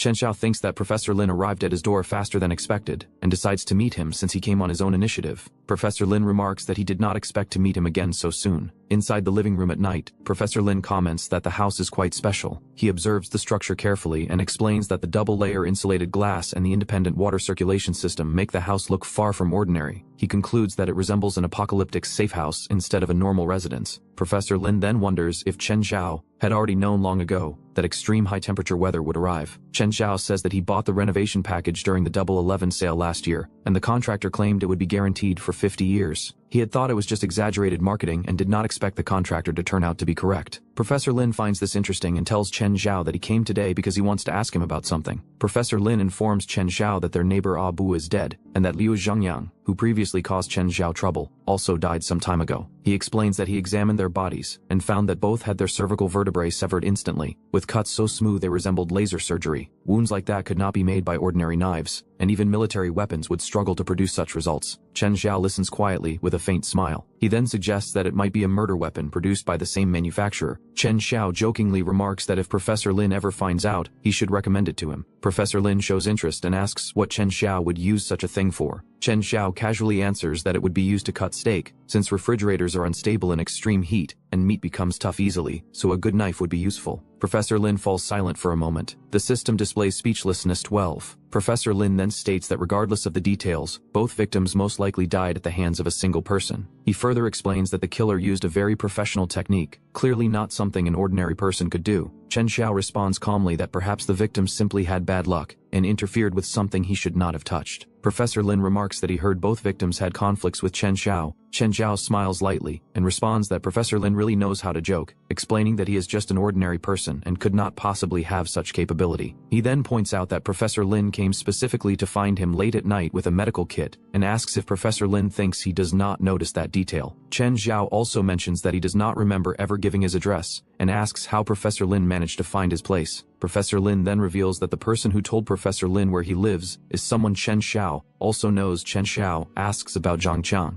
Professor Lin shows Zhang Qiang lying in a hospital bed with breathing equipment attached, his body covered with injuries. He explains that Zhang Qiang is heavily injured and that he is currently saving him. Chen Xiao asks about Zhang Qiang's current condition. Chen Xiao thinks that Zhang Qiang's life has been very difficult, but falling into the hands of this old fox might make living worse than death. Professor Lin explains that Zhang Qiang is adapting to a new therapy, adding that in a high-temperature environment the human body can evolve, and Zhang Qiang is simply adapting a little faster than others. Chen Xiao wonders what Professor Lin means by this and suspects it might involve human experiments. Finally, Chen Xiao directly asks what Professor Lin's true purpose is for coming to find him. At the same time, Zhang Qiang's hand suddenly tightens on the bed as alarms sound. His eyes turn pale and unfocused while the breathing mask remains over his face. Moments later, he violently sits up on the bed, roaring as his body tenses. His vital signs are fluctuating violently. A certain indicator has turned red, and the genetic mutation rate has reached 37%. Meanwhile, Professor Lin explains that an immune enhancer has been developed that can resist various pathogens under high temperatures without side effects. He places a syringe filled with blue liquid on the table. Chen Xiao observes that the color looks like blueberry soda and wonders if it needs to be shaken before drinking. Professor Lin remains silent while the system displays that his speechlessness increases. Chen Xiao lifts the syringe and looks at it closely. Professor Lin then states that he already knows Chen Xiao is not an ordinary person. He explains that as the global temperature continues to rise, the world will change. The survival rate for ordinary people will be less than 10%, but some people will certainly evolve. Chen Xiao wonders if this means evolving using Zhang Qiang's method. Professor Lin adjusts his glasses and explains that this is a necessary price for scientific progress, because someone must always walk ahead. He adds that Chen Xiao possesses more stable evolutionary traits and suggests they cooperate to find a method for humanity to adapt to the new world. Chen Xiao calmly asks what would happen if he refuses. Professor Lin responds that there is no need to rush the answer. He explains that the rising temperature will persist, and that infections, diseases, and mutant creatures will appear one after another. He then tells Chen Xiao that cooperating with him and using this knowledge and technology could allow him to live longer. Before leaving, Professor Lin says he will leave the reagent behind, and that if Chen Xiao changes his mind, the doors to his laboratory will always be open. Professor Lin observes that Chen Xiao's mental quality is extremely strong, and that his defensive awareness is top tier, concluding that Chen Xiao is indeed not an ordinary person. He then concludes that live samples are far more valuable than genetic data, and that Chen Xiao will not be able to escape. Later, Chen Xiao thinks that this old schemer is difficult to deal with, experimenting on living people while speaking in such lofty terms. He then thinks that if he does not get rid of Professor Lin, his days will never be peaceful. Chen Xiao looks down with a faint smile, and declares that since Professor Lin wants to study evolution, he will show him what real evolution is. Later, a device reports that the vital signs stabilize. Adrenaline surpasses the threshold, the mutation process is complete, and the sanity signal drops to 0. Professor Lin observes the result and acknowledges that the process worked. Noting that hatred, fear, and pain served as the necessary catalysts, he declares that Zhang Qiang has been reborn and orders him to begin his first mission, which is to bring Chen Xiao back alive. Su Ru questions him, pointing out that using living people for such experiments has already crossed the ethical limit. He dismisses the concern, explaining that when the apocalypse arrives, morality becomes a luxury, and sacrifice will be exchanged for a greater chance of survival. He then instructs Zhang Qiang to depart immediately. He repeats the order that Chen Xiao must be brought back alive. Zhang Qiang smashes forward violently, his transformed body bursting with strength as he breaks through the door. Later, he leaps down from the rooftop, descending rapidly toward the ground below. Zhang Qiang steadies himself after landing, his back covered in bulging veins, then turns his head with a sharp, hostile glare. Chen Xiao stands leaning against a tree, arms crossed, recognizing him and noting that it has only been a few days, yet his appearance has completely changed.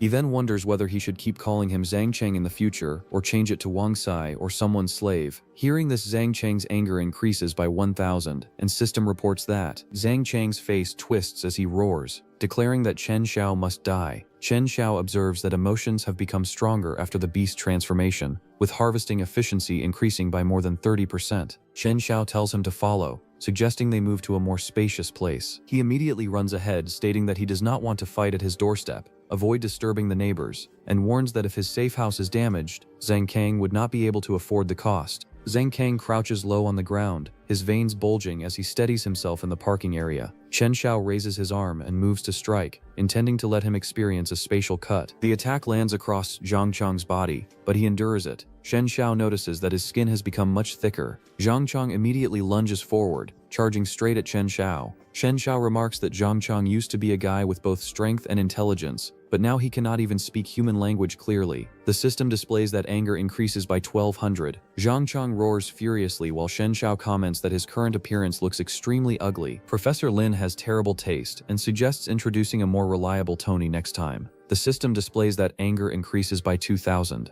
Zhang Qiang's body tenses as something seems off, his posture turning strange. Chen Xiao notices the change and becomes alert. In the next moment, Zhang Qiang rushes in and slams his attack directly into Chen Xiao's body. Chen Xiao presses his hand against his bleeding abdomen and realizes the attack was from bone spikes. Far from this, Professor Lin observes from the monitoring room and notes that this is a second-stage mutation, where emotional outbursts catalyze evolution, instructing Su Rui to record all data, while she questions whether this is truly the path to saving humanity. Zhang Qiang stands with his body covered in protruding spikes, calling out Chen Xiao's name before declaring that he will die. His body starts to change and he lunges forward, crashing toward Chen Xiao with force and strikes him. Chen Xiao couldn't block this attack and he clicks his tongue as blood stains his clothes. The system reports that spatial cut has reached the intermediate level at 87% and warns that the target's energy fluctuation continues to rise. Chen Xiao steadies himself, thinking he only needs a little more, then remarks that Zhang Qiang is not impressive and mocks him for thinking he is like a hedgehog, just because he grew extra bones. The system reports that anger increases by 1,000 and humiliation increases by 1,000.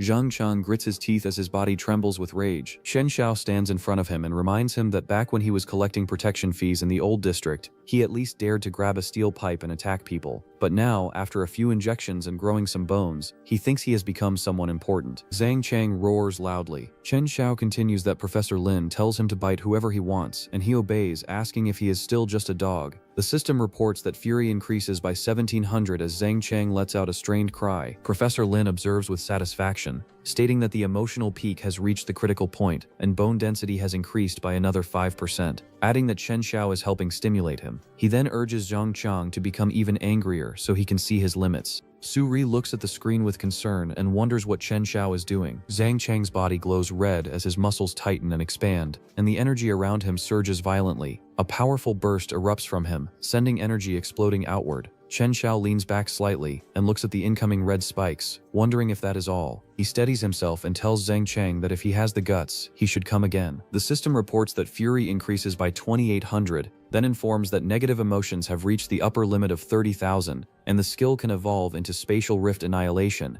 asking if it should evolve immediately. Chen Xiao immediately agrees. He confirms the decision without hesitation, urging it to proceed right away. He raises his hand and forms a swirling black sphere surrounded by blue energy. The power expands into a spinning vortex as the space distorts. Spatial Rift Annihilation activates, tearing through the area. Zhang Qiang is struck and thrown down violently, screaming that his hand is gone. Chen Xiao stands calmly, looking at him in silence. He reaches down and pulls off the collar device from Zhang Qiang's neck as blood drips from his mouth. On a large screen, Chen Xiao's face appears while Professor Lin stands watching, and he remarks that Professor Lin's test subject is not very good, and that next time he should send someone who can actually fight. Professor Lin quietly calls out Chen Xiao's name. He then laughs loudly, saying Chen Xiao is indeed different from the rest, and that sooner or later he will capture him. Back at the scene, Zhang Chang lies weakly on the ground. Chen Xiao places his hand on Zhang Chang's head and says that seeing how pitiful he is, he will send him on his way. He calmly says, "You're welcome." Soon after, a man wearing gloves adjusts them and remarks that it is truly splendid. Chen Xiao turns his head, noticing the presence, and asks who it is. This man is named as Chen Shixing, who comments that the scent of death is always so primitive and pungent. Chen Shixing calmly continues, praising the fight, calling it brilliant, and remarks that even though this is a desperate era,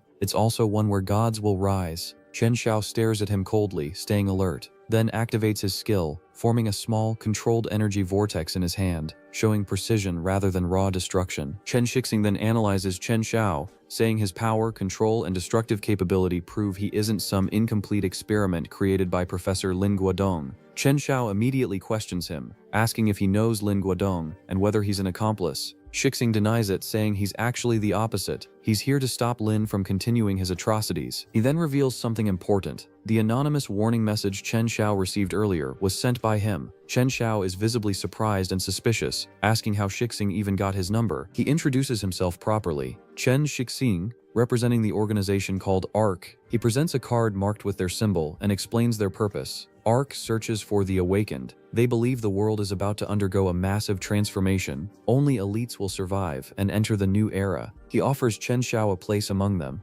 promising true evolution, not the twisted, inhuman experiments of Professor Lin Guodong, but a controlled and rational advancement. Chen Xiao looks down at the card, processing everything. When he asks what ARC actually is, Shixing explains, it's an organization gathering powerful awakened individuals, preparing for a coming change, and Chen Xiao clearly qualifies to join them. He again tells Chen Xiao to join, offering things Lin Guodong cannot. Shixing holds a black card and explains that they can make him stronger without ugly mutation, allowing him to maintain reason, control power, transcend mortals, and follow the true path to becoming a god. Chen Xiao questions if the path to becoming a god makes him a charlatan. Shixing pauses in confusion. Chen Xiao suddenly swings, striking forward and knocking the cards away while cutting in half. Shixing looks shocked as Chen Xiao smirks and remarks that his hand slipped. Chen Xiao states that he hates when others arrange his life. Whether it is a madman like Professor Lin Guodong or a hypocrite claiming to be elite and becoming a so-called god, he declares that he will not choose either and will walk his own path. He is used to being alone, does not need anyone to teach him how to live, and does not need to join any ARC group. Shixing watches him and acknowledges that he has character,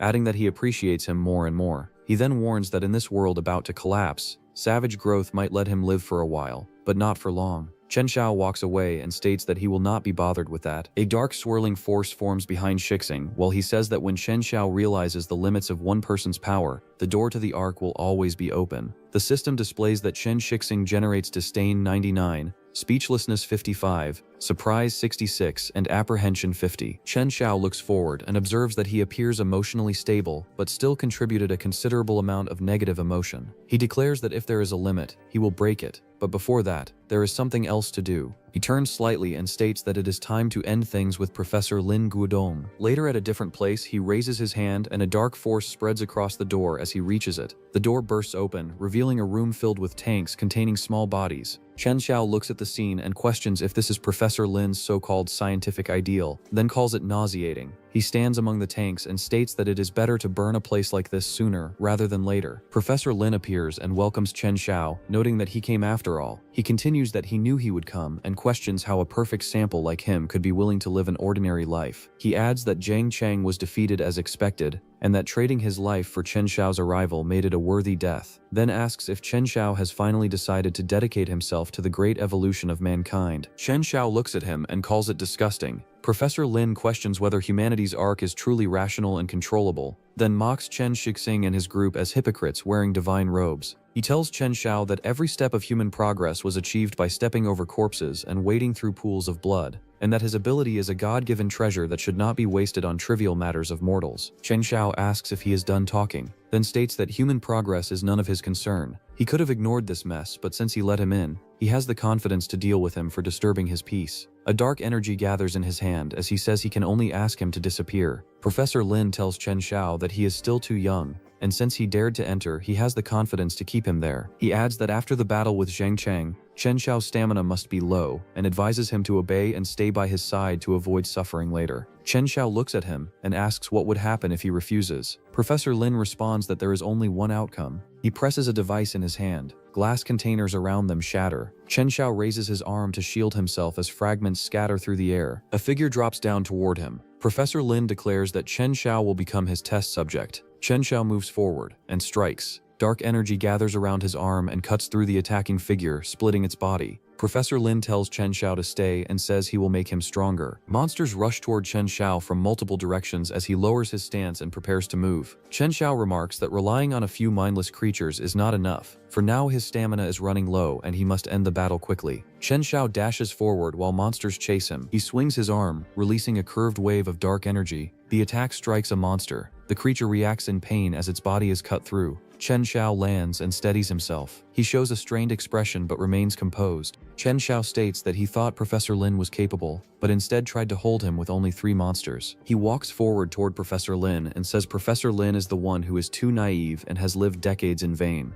Chen Xiao declares that it is over and says he will send Professor Lin on his way. Professor Lin faces him, then drops to his knees coughing. He says Chen Xiao will not last long enough to make it home. All the data on the mutation reagent has already been sent out. Professor Lin remains kneeling, bleeding, and says the seeds have already been sown and the world will become more interesting. Chen Xiao looks at him with a tense expression, sweat visible. Professor Lin warns that Chen Xiao will not make it home in his current state. Chen Xiao holds his injured side and stands in silence. He notices someone and turns his head, asking if she is Lin Guodong's assistant. Surui appears and tells him not to be nervous, stating she means no harm. She presents a repair fluid and says it can quickly stop bleeding and stabilize injuries. She hands a small bottle toward Chen Xiao. Chen Xiao looks at the bottle silently. Surui explains the medicine is safe and warns that without using it, the wound will become infected quickly. Chen Xiao questions her, saying Lin Guodong has just died, and her sudden appearance with medicine is too coincidental to trust. Surui says it is normal for him not to believe her, but there are things he might need. She adds that if he still has strength, he can follow her. Surui walks with Chen Xiao through a stocked room filled with supplies and equipment. She explains that her teacher had predicted the worsening conditions long ago and had prepared everything in advance, though he was more afraid of death than he appeared. She can no longer stay and will leave as well, telling Chen Xiao to take whatever he needs and consider it an apology on her teacher's behalf. Chen Xiao looks at her and questions if she is leaving. Suru recalls that she once applied to be her teacher's graduate student because she believed he was a true scientist. She reveals that she later discovered he had been conducting human experiments. She admits that although she did not directly participate, she became an accomplice. Surui says she will go to a Northern Research Institute to continue proper research, and if she survives, she wants to develop a real antidote instead of something that creates monsters. Surui leaves, expressing hope that when they meet again, the world will be better. Chen Xiao remains alone and looks over the supplies, noting items like protective suits, antibiotics, and water purification tablets. Recognizing that everything had been carefully planned, he activates space and reaches toward the dark portal and takes items, stating they now belong to him. He has taken what he needs and has no reason to stay. Chen Xiao stands holding a lighter, looking upward. He sets room with fire. Later, Chen Xiao appears in a different setting, holding a box and looking toward the wall-mounted display showing high temperature readings. Chen Xiao looks at the wall display showing the temperature reading. He notes that it has already exceeded 58 degrees outside. A broadcast states that the Global Meteorological Bureau has issued a red alert,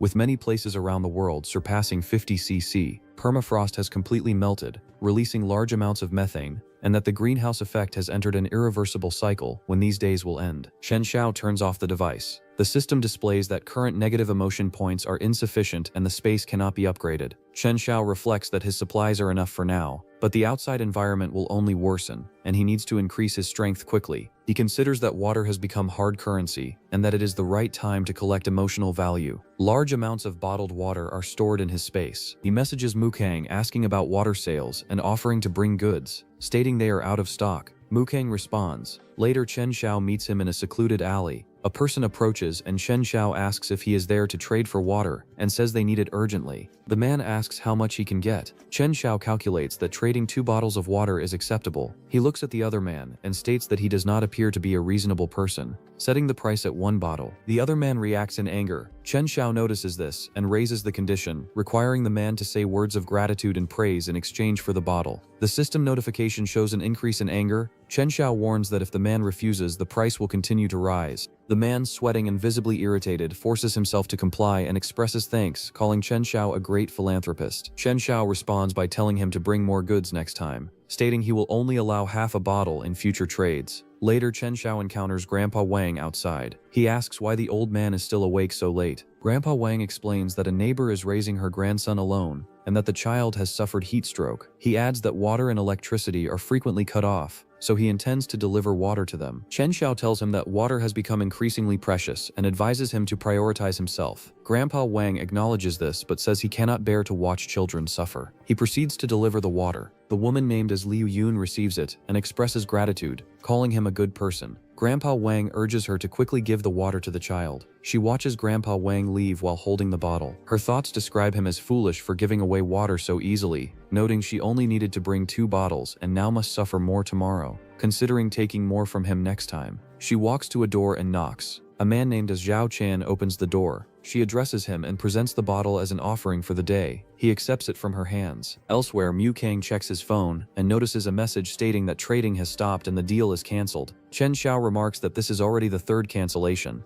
Mukang suspects that something is wrong and that someone may be watching. He turns toward the alley. A group of men appears and identifies the location. Chen Xiao faces them, holding a bottle, and asks if they are looking for him. The group confronts him, accusing him of secretly selling water. They shout in agreement and claim he is making people dependent on commercial water. One man points at Chen Xiao and declares his sins are grave. Chen Xiao remains seated, holding the bottle, and responds mockingly, questioning what they drink. If commercial water is evil, then they must drink pee. The group reacts with anger and disbelief at his words. Their leader steps forward and explains they are followers of the Pure Water Society, claiming ordinary water drains the Earth's resources. He states that only water purified by Lord Zhaoqin can absolve sins. He demands Chen Xiao hand over his water as an offering. Chen Xiao shows confusion. The leader raises his arms and proclaims that global heat is divine punishment for humanity's exploitation, insisting restraint brings forgiveness, and that Lord Zhaoqin acts as God's agent. Another man warns Chen Xiao to surrender the water and join them to avoid disaster. Chen Xiao looks at them and calls them weak cowards worshipping a cult. The group reacts angrily. The leader regains composure and says Chen Xiao has not witnessed Lord Zhaoqian's miracles. He claims that once seen, Chen Xiao will kneel and worship as they do. Nearby, Mutang comments that they are just a group of superstitious people. Chen Xiao questions their claim that his water is evil and brings punishment. He deliberately pours water over himself and drinks, showing no concern,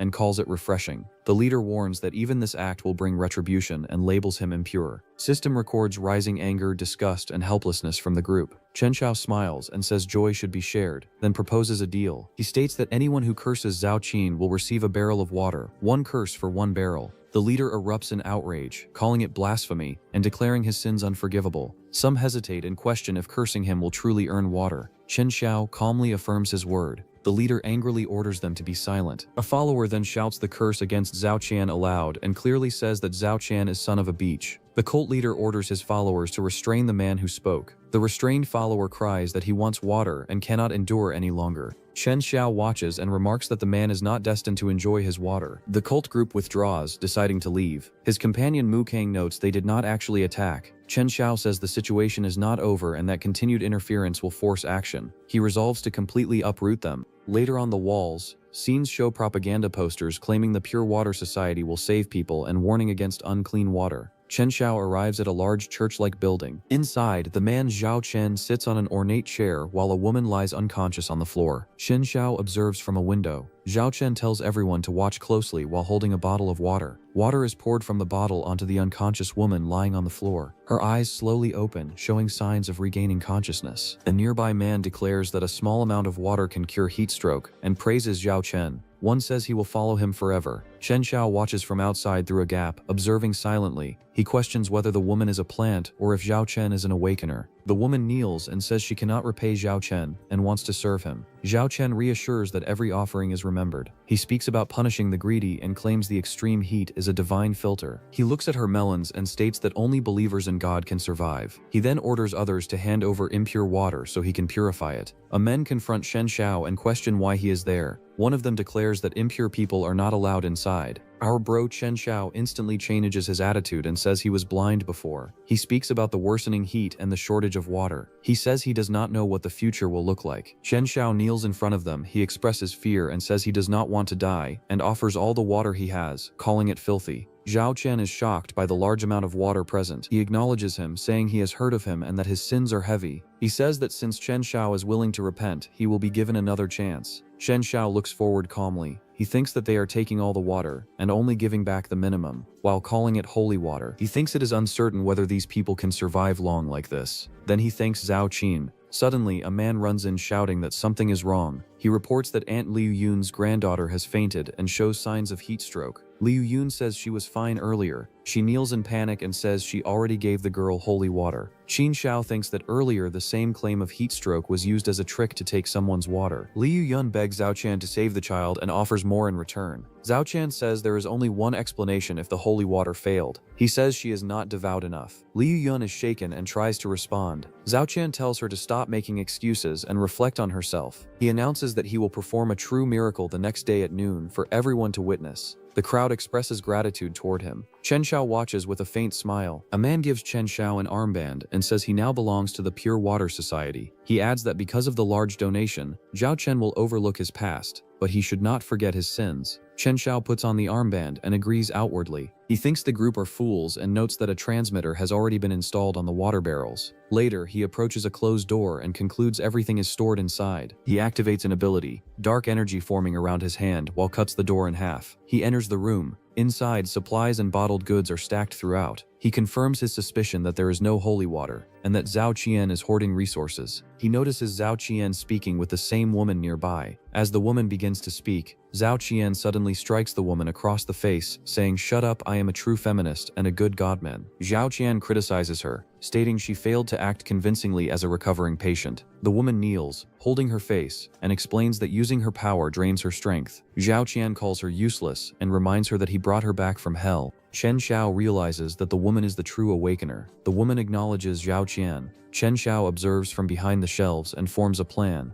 The scene shifts to the apartment building. Chen Xiao enters the room where Liu Yun's granddaughter lies in bed. He approaches her with a focused expression. He raises his arm and throws 3 bottles toward her. The girl wakes slightly, looking at him and asking who he is. Chen Xiao kneels beside the bed and tells her to drink all of it. He states that if she survives the night, she will understand. The scene shifts to the next day while a large public gathers. Zhao Qian stands with the woman under an umbrella before a crowd. He sits cross-legged and begins channeling power. A blazing sun-like force manifests behind him. He declares that as long as they believe, the scorching sun will not harm them. The woman stands nearby holding the umbrella. A person in the crowd realizes it is real. Chen Xiao observes and concludes that Zhao Qian is using an awakener's power to deceive the people. The woman releases a green, flame-like energy from her hand. Chen Xiao watches her closely. The energy spreads as both Xiao Chen and the woman stand within the phenomenon. Shen Xiao raises his hand as dark energy gathers around it. He considers that her ability may be limited by space. The woman suddenly realizes someone is blocking her power from reaching Xiao Chen.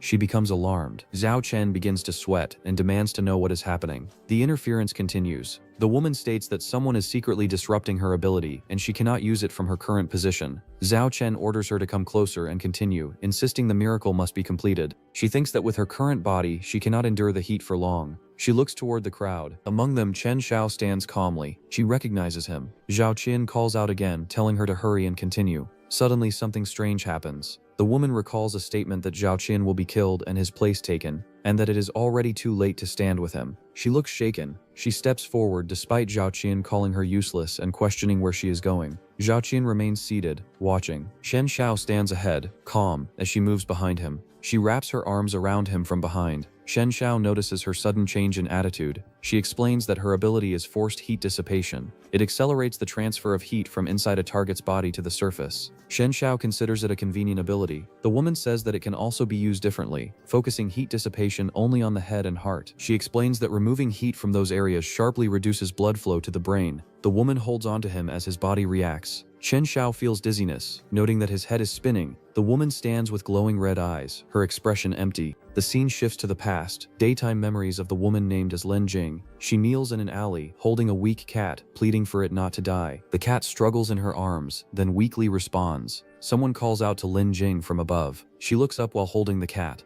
A man inside shouts for her to come back. Inside, she is forced down, her head grabbed. The man states that he raised her and demands repayment. He declares she will sleep with someone in exchange for water. She resists and tells him to let go. The man turns as Zhao Qin with others enter the room. The man demands to know who is he. Zhao Qin states that the scene is utterly disgusting. Well as expected, Zhao Qin kills the man. He says he saw what happened. He states that the cat she held came back to life. He kneels in front of Lin Jing and calls it a blessing from God. He asks her to come with him so they can save more lives. Lin Jing looks at him in shock. Back at the present, Chen Xiao is forced to kneel as a man shouts for him to show respect to Lord Zhao Qian. Chen Xiao strikes. A purple slash cuts through one of the men. The surrounding people scream and call him a demon. Chen Xiao stands before Zhao Qian and states that these people were already criminals before the apocalypse, committing robbery, arson, and extortion. He says anyone who believes them will be finished in this life. Well, our bro knows this cause Mu Kang already gave him intel about Zhao Qian and his group. Liu Yun reacts in shock and denies it. She insists that he is lying. She pulls her granddaughter named as Aling close and claims everything is fine. She insists the recovery was due to prayers and calls it Zhao Qian's miracle. The crowd begins to agree and calls to take down the supposed demon.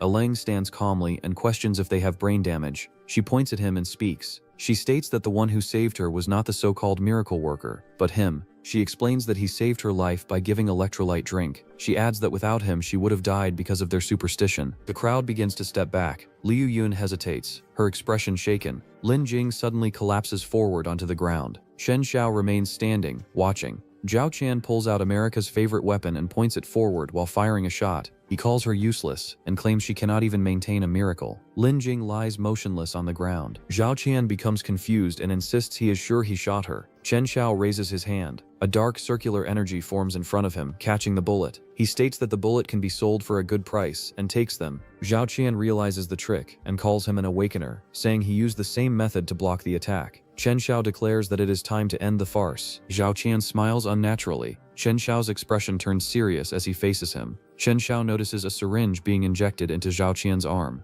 Zhao Qian's body swells and distorts as a violent aura erupts around him. He declares that he did not come unprepared. Shen Xiao recognizes the substance as Professor Lin Guodong's serum. Zhao Qian calls it an immune enhancer and claims it cost him a fortune, laughing as he prepares to kill. He lunges forward at high speed. Shen Xiao is forced backward as Zhao Qian closes the distance instantly. He mocks Chen Xiao, saying he cannot handle fast opponents. He grabs Chen Xiao and charges toward the edge. They crash through the railing and fall from the height. Zhao Qian shouts that they will go to hell together. As they fall, he rants about how long he waited for this day. He describes himself as a rural student who barely entered an elite university and could never surpass the academic elites. He says his research was stolen and his youth was wasted, leaving him without any chance to rise. Chen Xiao struggles in his grip. Zhao Qian states that everything changed after the high-temperature apocalypse reshuffled the world. He screams that Chen Xiao ruined everything and deserves to die. Chen Xiao responds that the one who deserves to die is him. A system notification appears, stating that an ability has been unlocked. Space warp.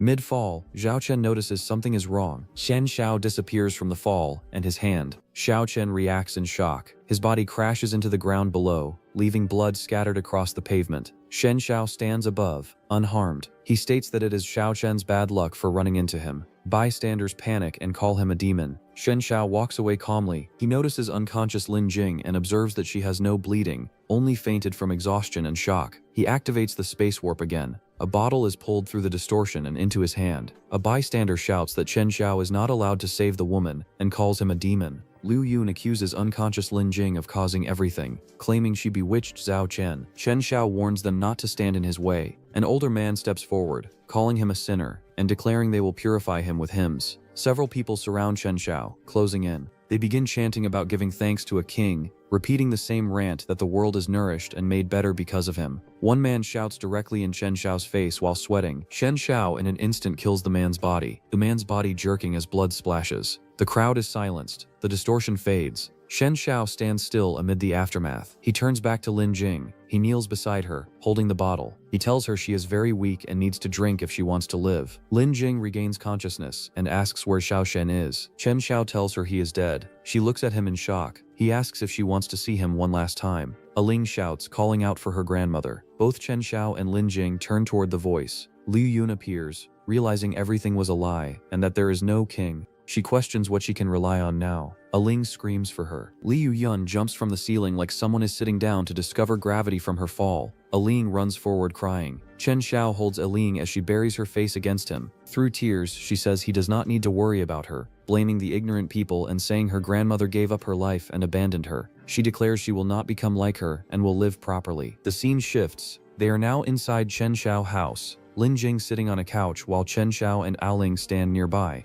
Lin Jing reflects that she always thought Zhao Chen was her savior. She realizes he only wanted to use her to commit heartless acts, while also fearing and envying her awakening power. She recalls a memory of Zhao Chen expressing resentment over not awakening powers himself. Chen Xiao explains that before and after the heat wave, Zhao Chen never became an awakener. He concludes Zhao Chen died full of resentment and calls him pathetic. Lin Jing thanks Chen Xiao, admitting she had always been afraid and wanted to help people, but ended up hurting them instead. Aling addresses her as Sister Lin Jing. She comments that Lin Jing was beautiful and devoted, yet still got shotted by the fake king. Lin Jing reacts in shock as a thought forms that Zhao Qian might have been that way, like was Zhao Qian a gay, but then she trails off saying if Zhao Qian was a gay then he was a true sinner, not her. Shen Seo decides he cannot allow another gay or Zhao Qian to appear, and that simply minding his own business is no longer enough. He concludes that he will take partial control of the area. In the past, when Zhao Qin was killed, Chen Xiao reveals that although Zhao Qin is dead, there is still a large amount of water he hoarded. He was the one who eliminated the cult and could have kept the water for himself, but he offers to share the water with them as long as they listen to him. The people accept, expressing gratitude and calling him Lord Chen Xiao. A man watches Chen Xiao and wonders what he is planning. Chen Xiao smiles. Back at the present, the scene shifts to a building with a notice restricting entry. Inside, a man hands over documents at a desk, saying it should be enough. Chen Xiao looks at a property transfer agreement and tells him to take his water. Mu Chang realizes Chen Xiao intends to take over the entire building. Chen Xiao confirms that one safe house floor is not enough, and states he will turn the whole building into his apocalypse fortress. In his previous life, extreme heat ruined buildings with recorded temperatures. Chen Xiao reflects on how things ended up like that. He notes that even the buildings could no longer withstand the conditions. In the present, he stands by the window, watching the heat outside. He notes that the second heat wave will arrive soon and recalls that the previous one was even stronger, enough to soften steel and collapse high-rise buildings. He concludes that renovating the entire building is necessary. He reviews documents and states that the residents already trust him and have agreed to relocate after considering the situation. Later, a broadcast reports that the extreme heat, which lasted 30 days, is expected to subside, but warns it may return and urges preparation. Chen Xiao smiles, thinking the heat will return regardless, though there is a brief chance to recover. The scene shifts to the streets, where people walk outside and comment on how comfortable it feels after so long without fresh air. Chen Xiao observes that the heat has temporarily eased and decides this is the right time to begin renovations. He prepares to act. Aling sits on the sofa eating snacks. Chen Xiao asks when she is leaving. She looks down and reacts nervously, asking if he is kicking her out. Suddenly, she releases a small surge of electricity, striking a mosquito and killing it. She points out the mosquito and mentions her ability. He considers power supply issues, noting generators need fuel and solar panels lose efficiency in extreme heat. He concludes he needs an awakener who can generate power, then allows her to stay. She runs ahead saying she will check on Lin Jing. He calls out briefly, then decides to go check as well. He thinks about Lin Jing's ability, forced heat dissipation, and considers it valuable in the extreme environment. He recalls bringing her into the building to both use her ability and keep her safe. Aling suddenly realizes she forgot to bring a housewarming gift. He watches Aling run off and thinks about her. He notices a nearby door and realizes it is not locked. Inside, Lin Jing is showering, unaware. He opens the door and looks in, then freezes. She notices and screams, calling him a pervert. He panics and tries to explain that the door was not locked. She angrily points out he never gave her the key. He closes the door and stands outside, realizing the situation is trouble. Then addresses Lin Jing, recalling he invited her to move in, and questions if she regrets it. He hesitates, then asks if she fears he might become like Zhao Xian. Lin Jing responds and acknowledges he wants to use her ability, but states she believes he will still hold to his bottom line while pursuing his interests. He replies that no one can be certain about the future. The tone shifts as Ling looks up at him and questions what he is doing. Well, after that, Lin Jing remains on his side, taking charge of redistributing the seized water supplies. For her, this may serve as a kind of atonement. 7th day after the heat pause, 2 men stand outside the building near the entrance, waiting in the sunlight. On the 2nd floor, Grandpa Wang and Lin Jing are present. On the 3rd floor, Mu Kang lies on the bed with a relaxed posture, while Li Yuyu sits nearby reading a book. Mu Kang feels that having a working air conditioner makes everything comfortable. On the 4th floor, Ling sits by the window playing a game. Chen Xiao stands at the edge of a high floor and looks down from above. Even though he already took advantage of the cooler spell to redo the building's internal wiring, the resources needed to turn the whole building into a defensive system are not something a normal person can obtain, and his funds are limited, leaving him unsure of what to do. He notices something below. A group of men walks toward the building. One of them tells the boss that there is a lot of water around here, and that a whole building has been taken over by one guy. The boss notes that even this small Luo city has someone so arrogant, then dismisses it and pushes to move forward and take it anyway. Moments later, several of them lie on the ground unable to fight, with one still conscious but struggling, while Chen Xiao stands nearby and adjusts his hand. During the heat pause, many criminals begin drifting across provinces, and now even gangs from outside have arrived here. After a few demonstrations of force, even newly arrived groups keep their distance from Shen Xiao's neighborhood. At a government temporary command center, an officer observes that something feels wrong, since Luo City is already collapsing, yet that one neighborhood remains unusually peaceful. He points out that it is the same area where a cult was wiped out earlier and orders an investigation, while a soldier responds that they currently lack the capacity to interfere in what is essentially gang-level conflict. The officer concludes that his instincts tell him the situation is not that simple. The officer explains that the extreme heat shattered people's old routines,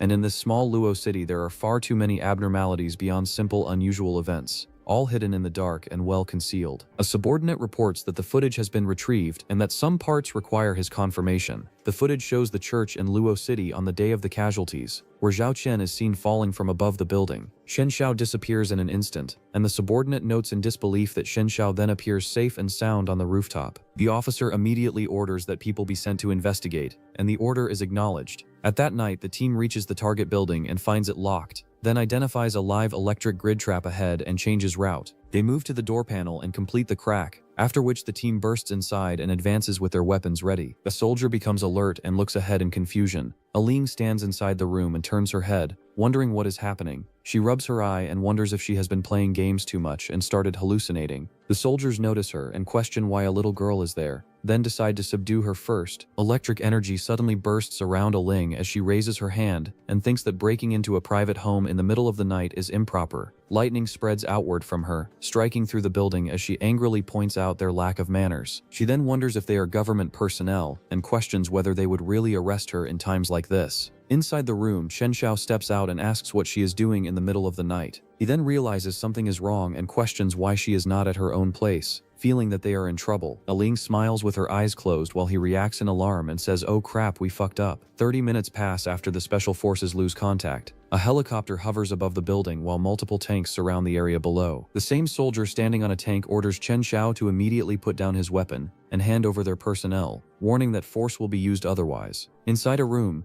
Mu Cheng sitting on a bed hears the noise and wonders what is happening. He looks outside, sees the tanks below and reacts in shock, realizing the army is present. Lin Jing peeks out from behind a curtain and asks what happened. Grandpa Wang then questions why there are soldiers outside. Through a communication device, Chen Xiao tells everyone to stay in their rooms and decides to handle it himself. He holds a phone and states that he will take care of it. Chen Xiao stands in the doorway while 2 armed soldiers face him from outside. He looks at them and says that their men broke into his home in the middle of the night and asks them to explain. Outside, soldiers stand near the tank as one of them speaks. The soldier tells Chen Xiao that they have already reviewed the footage from the church that day. The officer says that Chen Xiao has superpowers and that the rumored superpower incidents were not made up. He then adds that superpowers are a rare asset and says that if he is willing to cooperate with their military research, everything that happened this night can be written off. Chen Xiao responds that his answer remains the same and that he will not repeat it. The officer raises his arm and gives the order to open fire. Tankers fire toward Chen Xiao, but a purple energy field forms around him, stopping them in midair. The suspended bullets hover around him as the energy crackles. The soldiers stare in shock, unable to understand what is happening. Chen Xiao extends his hand and returns the attack, sending the halted bullets back. The projectiles strike a big drone, causing a violent explosion. Flames burst outward as soldiers react. The officer, shocked, questions whether this is also Chen Xiao's superpower. Chen Xiao stands within the dark purple aura as the officer states that he already knew their attacks would not work on him, but he did not expect Chen Xiao to be this strong. Chen Xiao says that next time he will be aiming at people. The officer steps forward and admits defeat, telling Chen Xiao that they concede. He continues explaining that a new report from the Meteorological Bureau has arrived, and that the last heat wave was only the beginning, with the next one being even worse. Chen Xiao calmly responds that he has known this for a while. The officer tells him that when that time comes, they will need people like him, adding that the survival of humanity might depend on him. Chen Xiao replies that he is no good person, and not some great savior, stating that anyone who messes with him using abilities that let them lie in bed and sleep will be removed. He continues that with what is coming, the world is heading into a lawless age and he is not afraid of their army. The officer begins to respond, but is cut off as the moment hangs with his unfinished words. Chen Xiao tells the officer if he is willing to make a deal, then maybe he can consider. In an instant, the officer asks. He says just name it, as long as Chen Xiao is willing to work with them even just for some days. Chen Xiao responds that he wants to use their military resources to turn this building into a doomsday fortress. The next day, multiple military vehicles arrived near the apartment buildings as construction preparations began. Wu Xiaotian stood with several people and explained that construction would start that day. He added that because some facilities involved military secrets, the core modules would first be prefabricated at the base before being transported there for assembly. Chen agreed without objection. Wu Xiaotian then noticed the young woman beside Chen and asked who she was. Chen explained that she was a resident there and would be acting as his secretary for the day. Wu Xiaotian raised his hand and officially announced the beginning of the fortress conversion project. Construction workers moved engineering design blueprints, while cranes lifted large solar panels onto the buildings. Wu Xiaotian announced that the first item being installed was a high-intensity solar array. He further explained that its durability was more than 10 times higher than before, while both storage efficiency and heat-to-energy conversion were 3 times greater than ordinary panels. Chen listened with interest and told Li Yuyu to make a note of it. Wu Xiaotian introduced the second item, a military backup generator set. He explained that even if the power outage continued for days, it could still keep the entire building running, and he handed over the detailed specifications. Workers welded metal structures onto the building walls as Wu Xiaotian introduced the third item, a composite protective outer layer. He proudly explained that it was bulletproof, fireproof, and insulated, adding that even Godzilla would shiver 3 times after seeing it. Wu Xiaotian laughed loudly in excitement while Chen and Yu Yu watched him in silence. One of them wondered why he seemed even more excited than they were. Workers then installed a reinforced access control and blast protection system at the entrance. With security cameras were mounted around the building as the fifth item, an automatic identification defense system was added. On the rooftop, a satellite dish was installed as the sixth item, an independent satellite communication module. The residents watched the rapid transformation in shock. Grandpa Wang, holding a cup, commented that the setup had become completely over the top. Alang excitedly said their place was really turning into a secret base. Lin Jing looked around in disbelief and said it all felt like a dream. Mu Chang nervously watched outside through the window while sweat ran down his face. Inside the laboratory, several researchers and Wu Xiaotian examined the test results. One researcher explained that Chen's body temperature, heart rate, and cellular activity were all clearly different from ordinary people. It was as if his body was constantly adapting to some external environment. Yuishan and Jiesan explained it in simpler terms. A female researcher stated that their current hypothesis was that the disaster was not caused by simple high temperatures alone. She explained that solar activity had drastically intensified, while unknown magnetic disturbances had also appeared in low Earth orbit. She continued that these abnormal energies were affecting Earth's living organisms, and under extreme environmental stress, some human bodies were undergoing adaptive mutations. Another researcher explained that, in other words, this was what people would call ability awakening. Wu Xiaotian looked serious and remarked that in the future, it would not only be humans mutating. He then noticed that Chen did not seem surprised or afraid. Chen calmly replied that he was not the only awakened human. Wu Xiaotian immediately asked if there were other awakeners and whether Chen had already met them. Chen explained that there was a group calling themselves ARC, an awakener organization that seemed to be recruiting members. He added that he was not interested in joining them, so he turned them down. Wu Xiaotian thinks that, aside from the military, there was another force targeting him, and that it could not be ignored. Meanwhile, a woman stared at surveillance footage showing Chen walking beside another man, which is our boy Mu Chang. As she studied the screen more carefully, she felt that she had seen the other man somewhere before. Suddenly realizing something, she stared at the monitor in shock and muttered that this guy was. She looked at a document with a shocked expression. The file contained a photo and the name Wang Anchao, along with a red stamp labeling him as an armaments department defector and a high-risk missing target. Outside the hospital building, the atmosphere was quiet. Inside the laboratory, a researcher stared at the monitor and said that the cellular activity was still increasing. Another person commented that this was an awakener's body. Chen says that should be enough. Wu Xiaotian decided that they had gathered enough data and said they should stop there. Chen got off the table and said he was heading back. Wu Xiaotian replied that he would have someone see him off. Wu Xiaotian's phone suddenly rang. He answered it and listened silently for a moment before calling out to Chen and asking him to wait. Chen stopped and turned around. Wu Xiaotian showed him the file on the phone screen and asked if he knew the person in the document. The screen displayed Wang Anchao's profile, along with the warning that he was an armaments department defector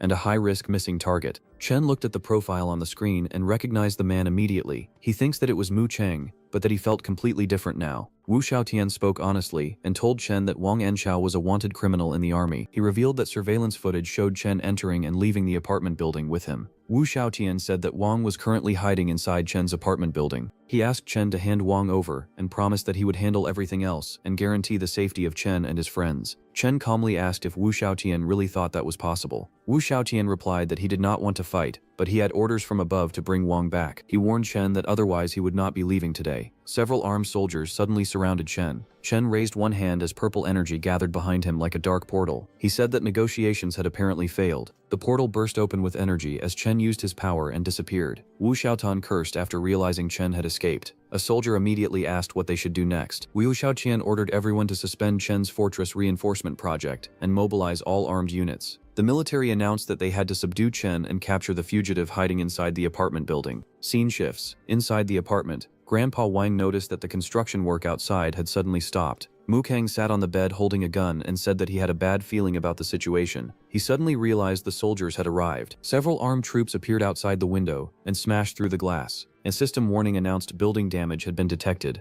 and the automatic defense system was being activated. Two soldiers looked around in confusion before golden electric energy suddenly struck one of them. Lin Jing heard the scream and asked what the noise was. She tried opening the window, but realized it would not open anymore. An announcement ordered everyone to remain inside their rooms and wait for further instructions, because the defense mechanism had been activated. She looked shocked after hearing the announcement. Grandpa Wang looked alarmed and asked what was happening. Ling quickly told Grandpa Wang to hurry and hide inside the room. The soldiers raised their weapons while smoke filled the area. A large explosion erupted outside the apartment building when a missile is fired. Inside the apartment, Grandpa Wang sheltered Ling under a table. He said that the soldiers had only been helping repair the building before, and now something must have happened involving Chen. Both Ling and Grandpa Wang looked frightened as sweat ran down their faces. Outside the building, several soldiers looked upward in shock. Chen stood in front of the apartment building. Residents looked out from their windows in confusion. One man shouted that the army had surrounded the building. Chen stared ahead and said that if they dared attack his complex, they should not blame him for being rude. A soldier ordered the troops to cease fire. From elsewhere, Wu Xiaoten said that the area was residential and they could not hurt civilians. He then warned Chen that if he continued sheltering a criminal, the army would not be responsible for what happened next. He said he could not act directly against him, but without military assistance, the building would eventually collapse under the extreme heat erosion. Chen stood calmly on top of a tank and smirked. He asked if they really thought he had not seen that coming. He placed a hand on his chest as large reinforced modules appeared around the area. Inside the building, Grandpa Wang stared outside in shock and asked why something so huge had suddenly appeared.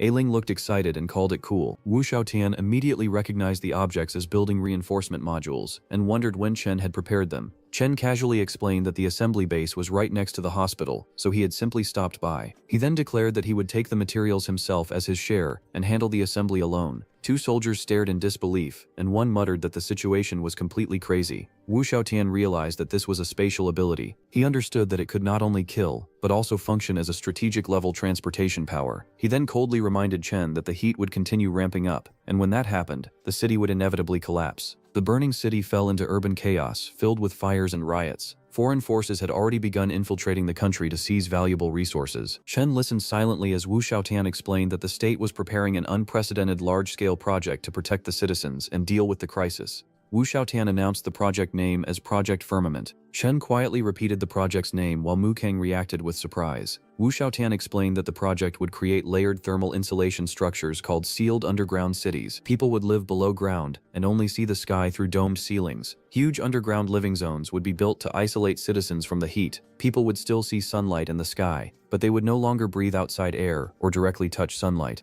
Returning to the surface would also be strictly forbidden. He continued that the project was enormous and on a tight schedule. It was a race against the heat, and there was no other choice for the sake of the people. Facing Chen, the officer admitted that the project needed his spatial ability. He said that with Chen's help, they could complete the work with half the effort and twice the result. Chen looked at him calmly and remarked that it sounded like a hassle. Wu Xiaotan froze in confusion after hearing Chen Xiao call the project a hassle. Chen looked at him coldly and pointed out that one moment they were trying to arrest his people, and the next they wanted his help with the project. He asked if they were being too self-centered. He continued that they had arrived with tanks, trucks, and gun barrels pointed at him, then questioned whether that was really how they asked for help. Chen warned that if people did not mess with him, he would not bother them either, but if they refused to back off, he would overturn their entire headquarters. Wu Xiaotin tried to calm him down and told Chen to cool his head for a few days. He said he would return when the time was right and everyone had calmed down. As for now, retreat. Lin Jing cautiously peeked out and asked if everything was over. Inside the room, Mu Chang admitted that Wu Xiaoten had truly gone very far this time.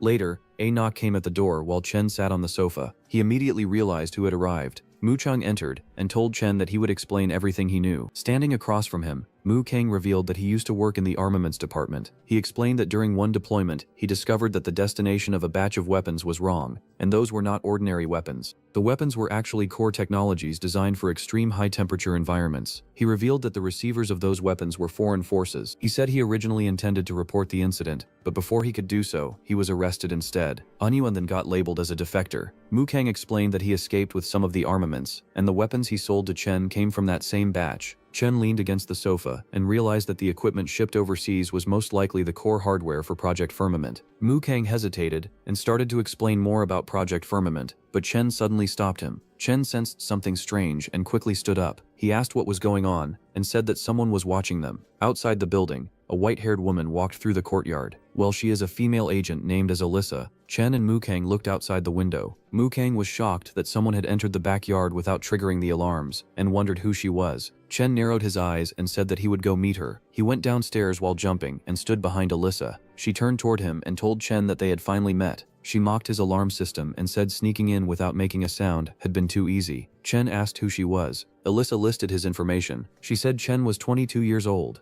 an only child from Luo City, had graduated from Luo City High School, and had dropped out of university to work. She then asked if she was wrong. Chen looked at her and asked what her point was. Alyssa introduced herself and said her name was Alyssa. She was someone who understood him even better than his own military. Chen frowned and said that digging up someone's details was not difficult in this era. He asked what she wanted and warned that his patience was limited. Alyssa told him she was not there to fight. She mentioned the shelter he was building and called it a good idea. She then asked how long he thought a shelter like that could last in the apocalypse. Walking beside him, Alyssa said he already knew about Project Firmament and called it a great plan that could change humanity's fate. Chun smiled faintly and said that sounded wonderful. Alyssa moved closer and told him it was not that simple. She explained that the plan could only allow a portion of people to survive. Chen looked at her in surprise. Alyssa told him to think about it carefully. An underground residential zone could never hold all of humanity, and that the population in his country alone already exceeded capacity. She continued that once the plan was completed, human screening would inevitably begin. According to her, when that time came, the poor people without power or connections would be the first to be abandoned.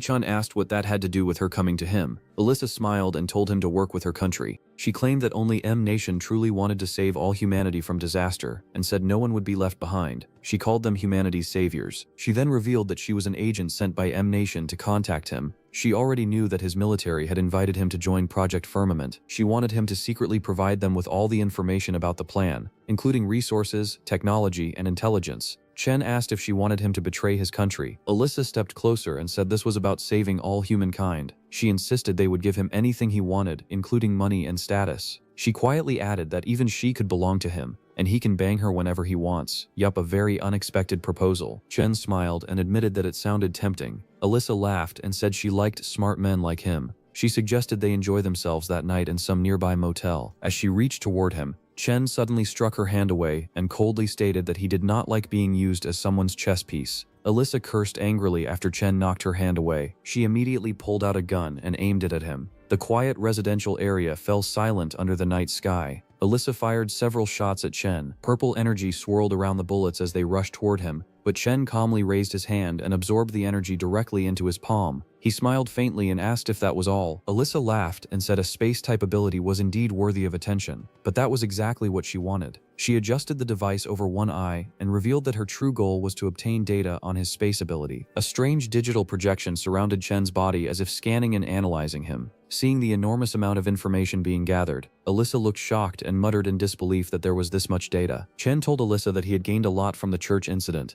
and that it had helped strengthen his space powers. In the data that Alyssa obtained, fear, despair, and negative emotions from the believer's collapse exceeded 99999, while several people lay on the ground in pain. Alyssa smiled and called his ability beautiful, but Chen told her he did not appreciate being spied on like this. Alyssa suddenly became tense as a giant red eye appeared behind Chen. A huge monster covered in eyes opened its mouth in front of her while Chen warned that peeking at other people's secrets was a very bad habit. Alyssa angrily cursed and immediately throws a smoke grenade that created a large cloud of smoke. As the smoke spread around Chen, Alyssa told Chen that they would definitely meet again. Chen stood quietly and realized that his ability had been exposed. He thought that from now on there would only be more trouble. People inside the apartment looked outside in confusion after hearing the explosion and wondered what had happened. Later, construction machines worked around the large structure while workers questioned what all the equipment was for because they had never seen anything like it. You instructed the workers not to ask questions and to install everything exactly as she had ordered. Chen then praised Yu inwardly, saying that as expected of a top student, she understood everything after only a few glances.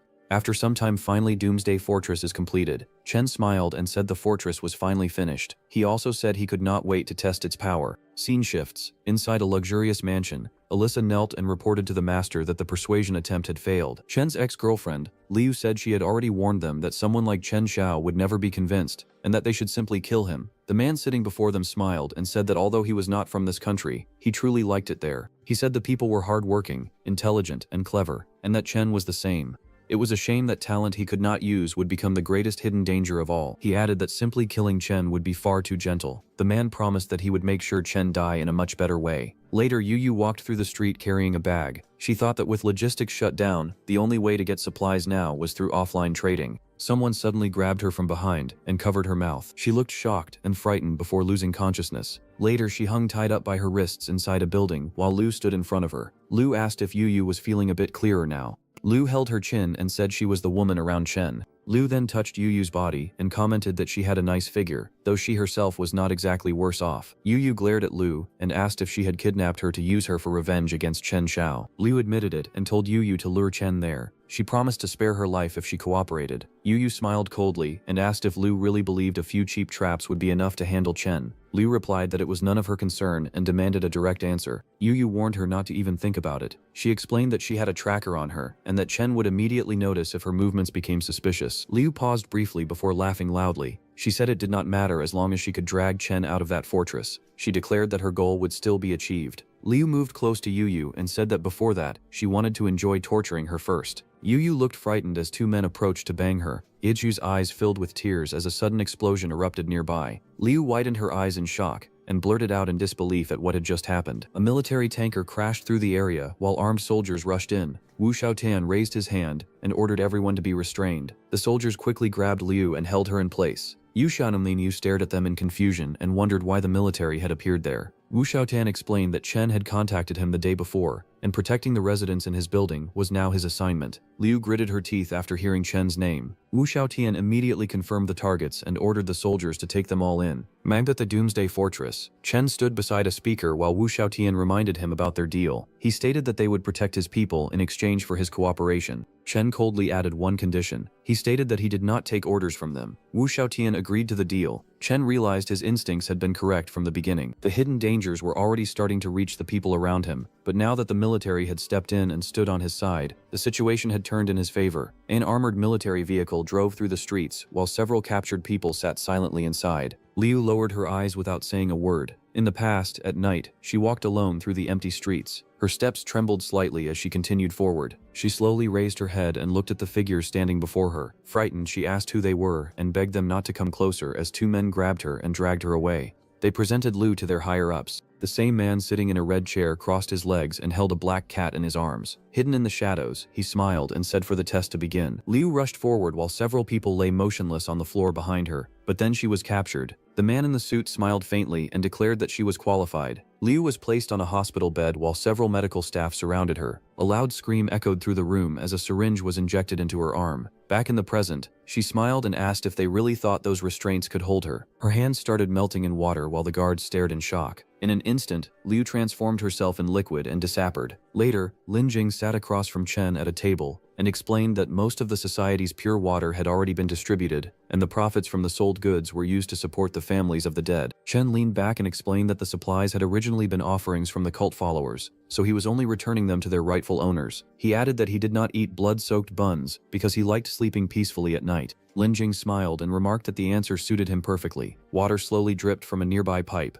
Liu, covered in strange liquid, stood before Chen and Lin Jing. Chen looked at her and commented that she was still alive. Liu suddenly attacked Chen's neck with her arm, but black spatial energy burst out and blocked the strike. Liu smiled coldly and declared that she knew Chen's spatial ability very well. She shouted that everyone there would die together. Chen raised his hand as black spatial power spread out to stop the attack. Suddenly, he watched the clash in shock. Sweat ran down his face as he stared wide-eyed and shouted in disbelief. The massive stream of water slammed into Chen and blasted him backward. Lin Jing shouted his name in panic and rushed to support him on the floor, asking if he was okay. Liu laughed loudly as water flowed around her transformed body. She declared that the flowing water was part of her own body and mocked Chen by saying his spatial ability could not carry living things. Liu grinned viciously and announced that Chen would definitely die today. Lin Jing continued holding Chen while Liu approached in her watery form from behind them. Chen narrowed his eyes and raised 2 fingers. A black spatial slash suddenly opened in front of Liu's attack. Chen looked up in surprise. Liu reformed her body completely from water and calmly stated that attacks were useless against her while she remained in water form. Her floating water form surged forward again as she shouted that Chen had made her life hell and that she would make him pay for it. Chen raised the purple spatial barrier above himself and Lin Jing as water crashed against it. His eyes narrowed when he noticed the water slipping through the barrier anyway, but he stared in shock while streams of water circled around them. Water wrapped around Chen and Lin Jing, forming transparent spheres over their heads. Liu's voice echoed through the water as she reminded him that his tricks did not work on her. Liu laughed and said this was her ultimate move, something she normally would not use on ordinary people. She added that, for her, the attack counted as direct physical contact. Chen and Lin Jing struggled inside the floating water bubbles while Liu hovered above them in her water form. Liu smiled coldly and said she had no reason to hold back because one of them was an adorable cute little girl while the other was her ex-boyfriend. Her watery face twisted with rage as she mocked Chen, asking if it hurt. She declared that what he was feeling was not even a tenth of what she had gone through. Liu accused Chen of refusing to take responsibility for her, killing her backer, and leaving her wandering the streets every night to survive. She was raped by homeless men in the night. Liu shouted that she had crawled back from hell and become stronger because of him, saying he deserved her thanks. Chen, trapped inside the water bubble, weakly muttered that it was all nonsense. Suddenly, a burning impact struck Liu's body. Lin Jing lowered her head while steam rose from her overheated body. She remembered that she too have an ability called forced heat dissipation. Liu stared in shock as parts of her water body suddenly froze into sharp ice crystals. Lin Jing faced her and declared that since the water was part of Liu's body, her own ability could affect it as well. Ice rapidly spread across Liu's watery form. Liu shouted angrily, asking what Lin Jing was doing.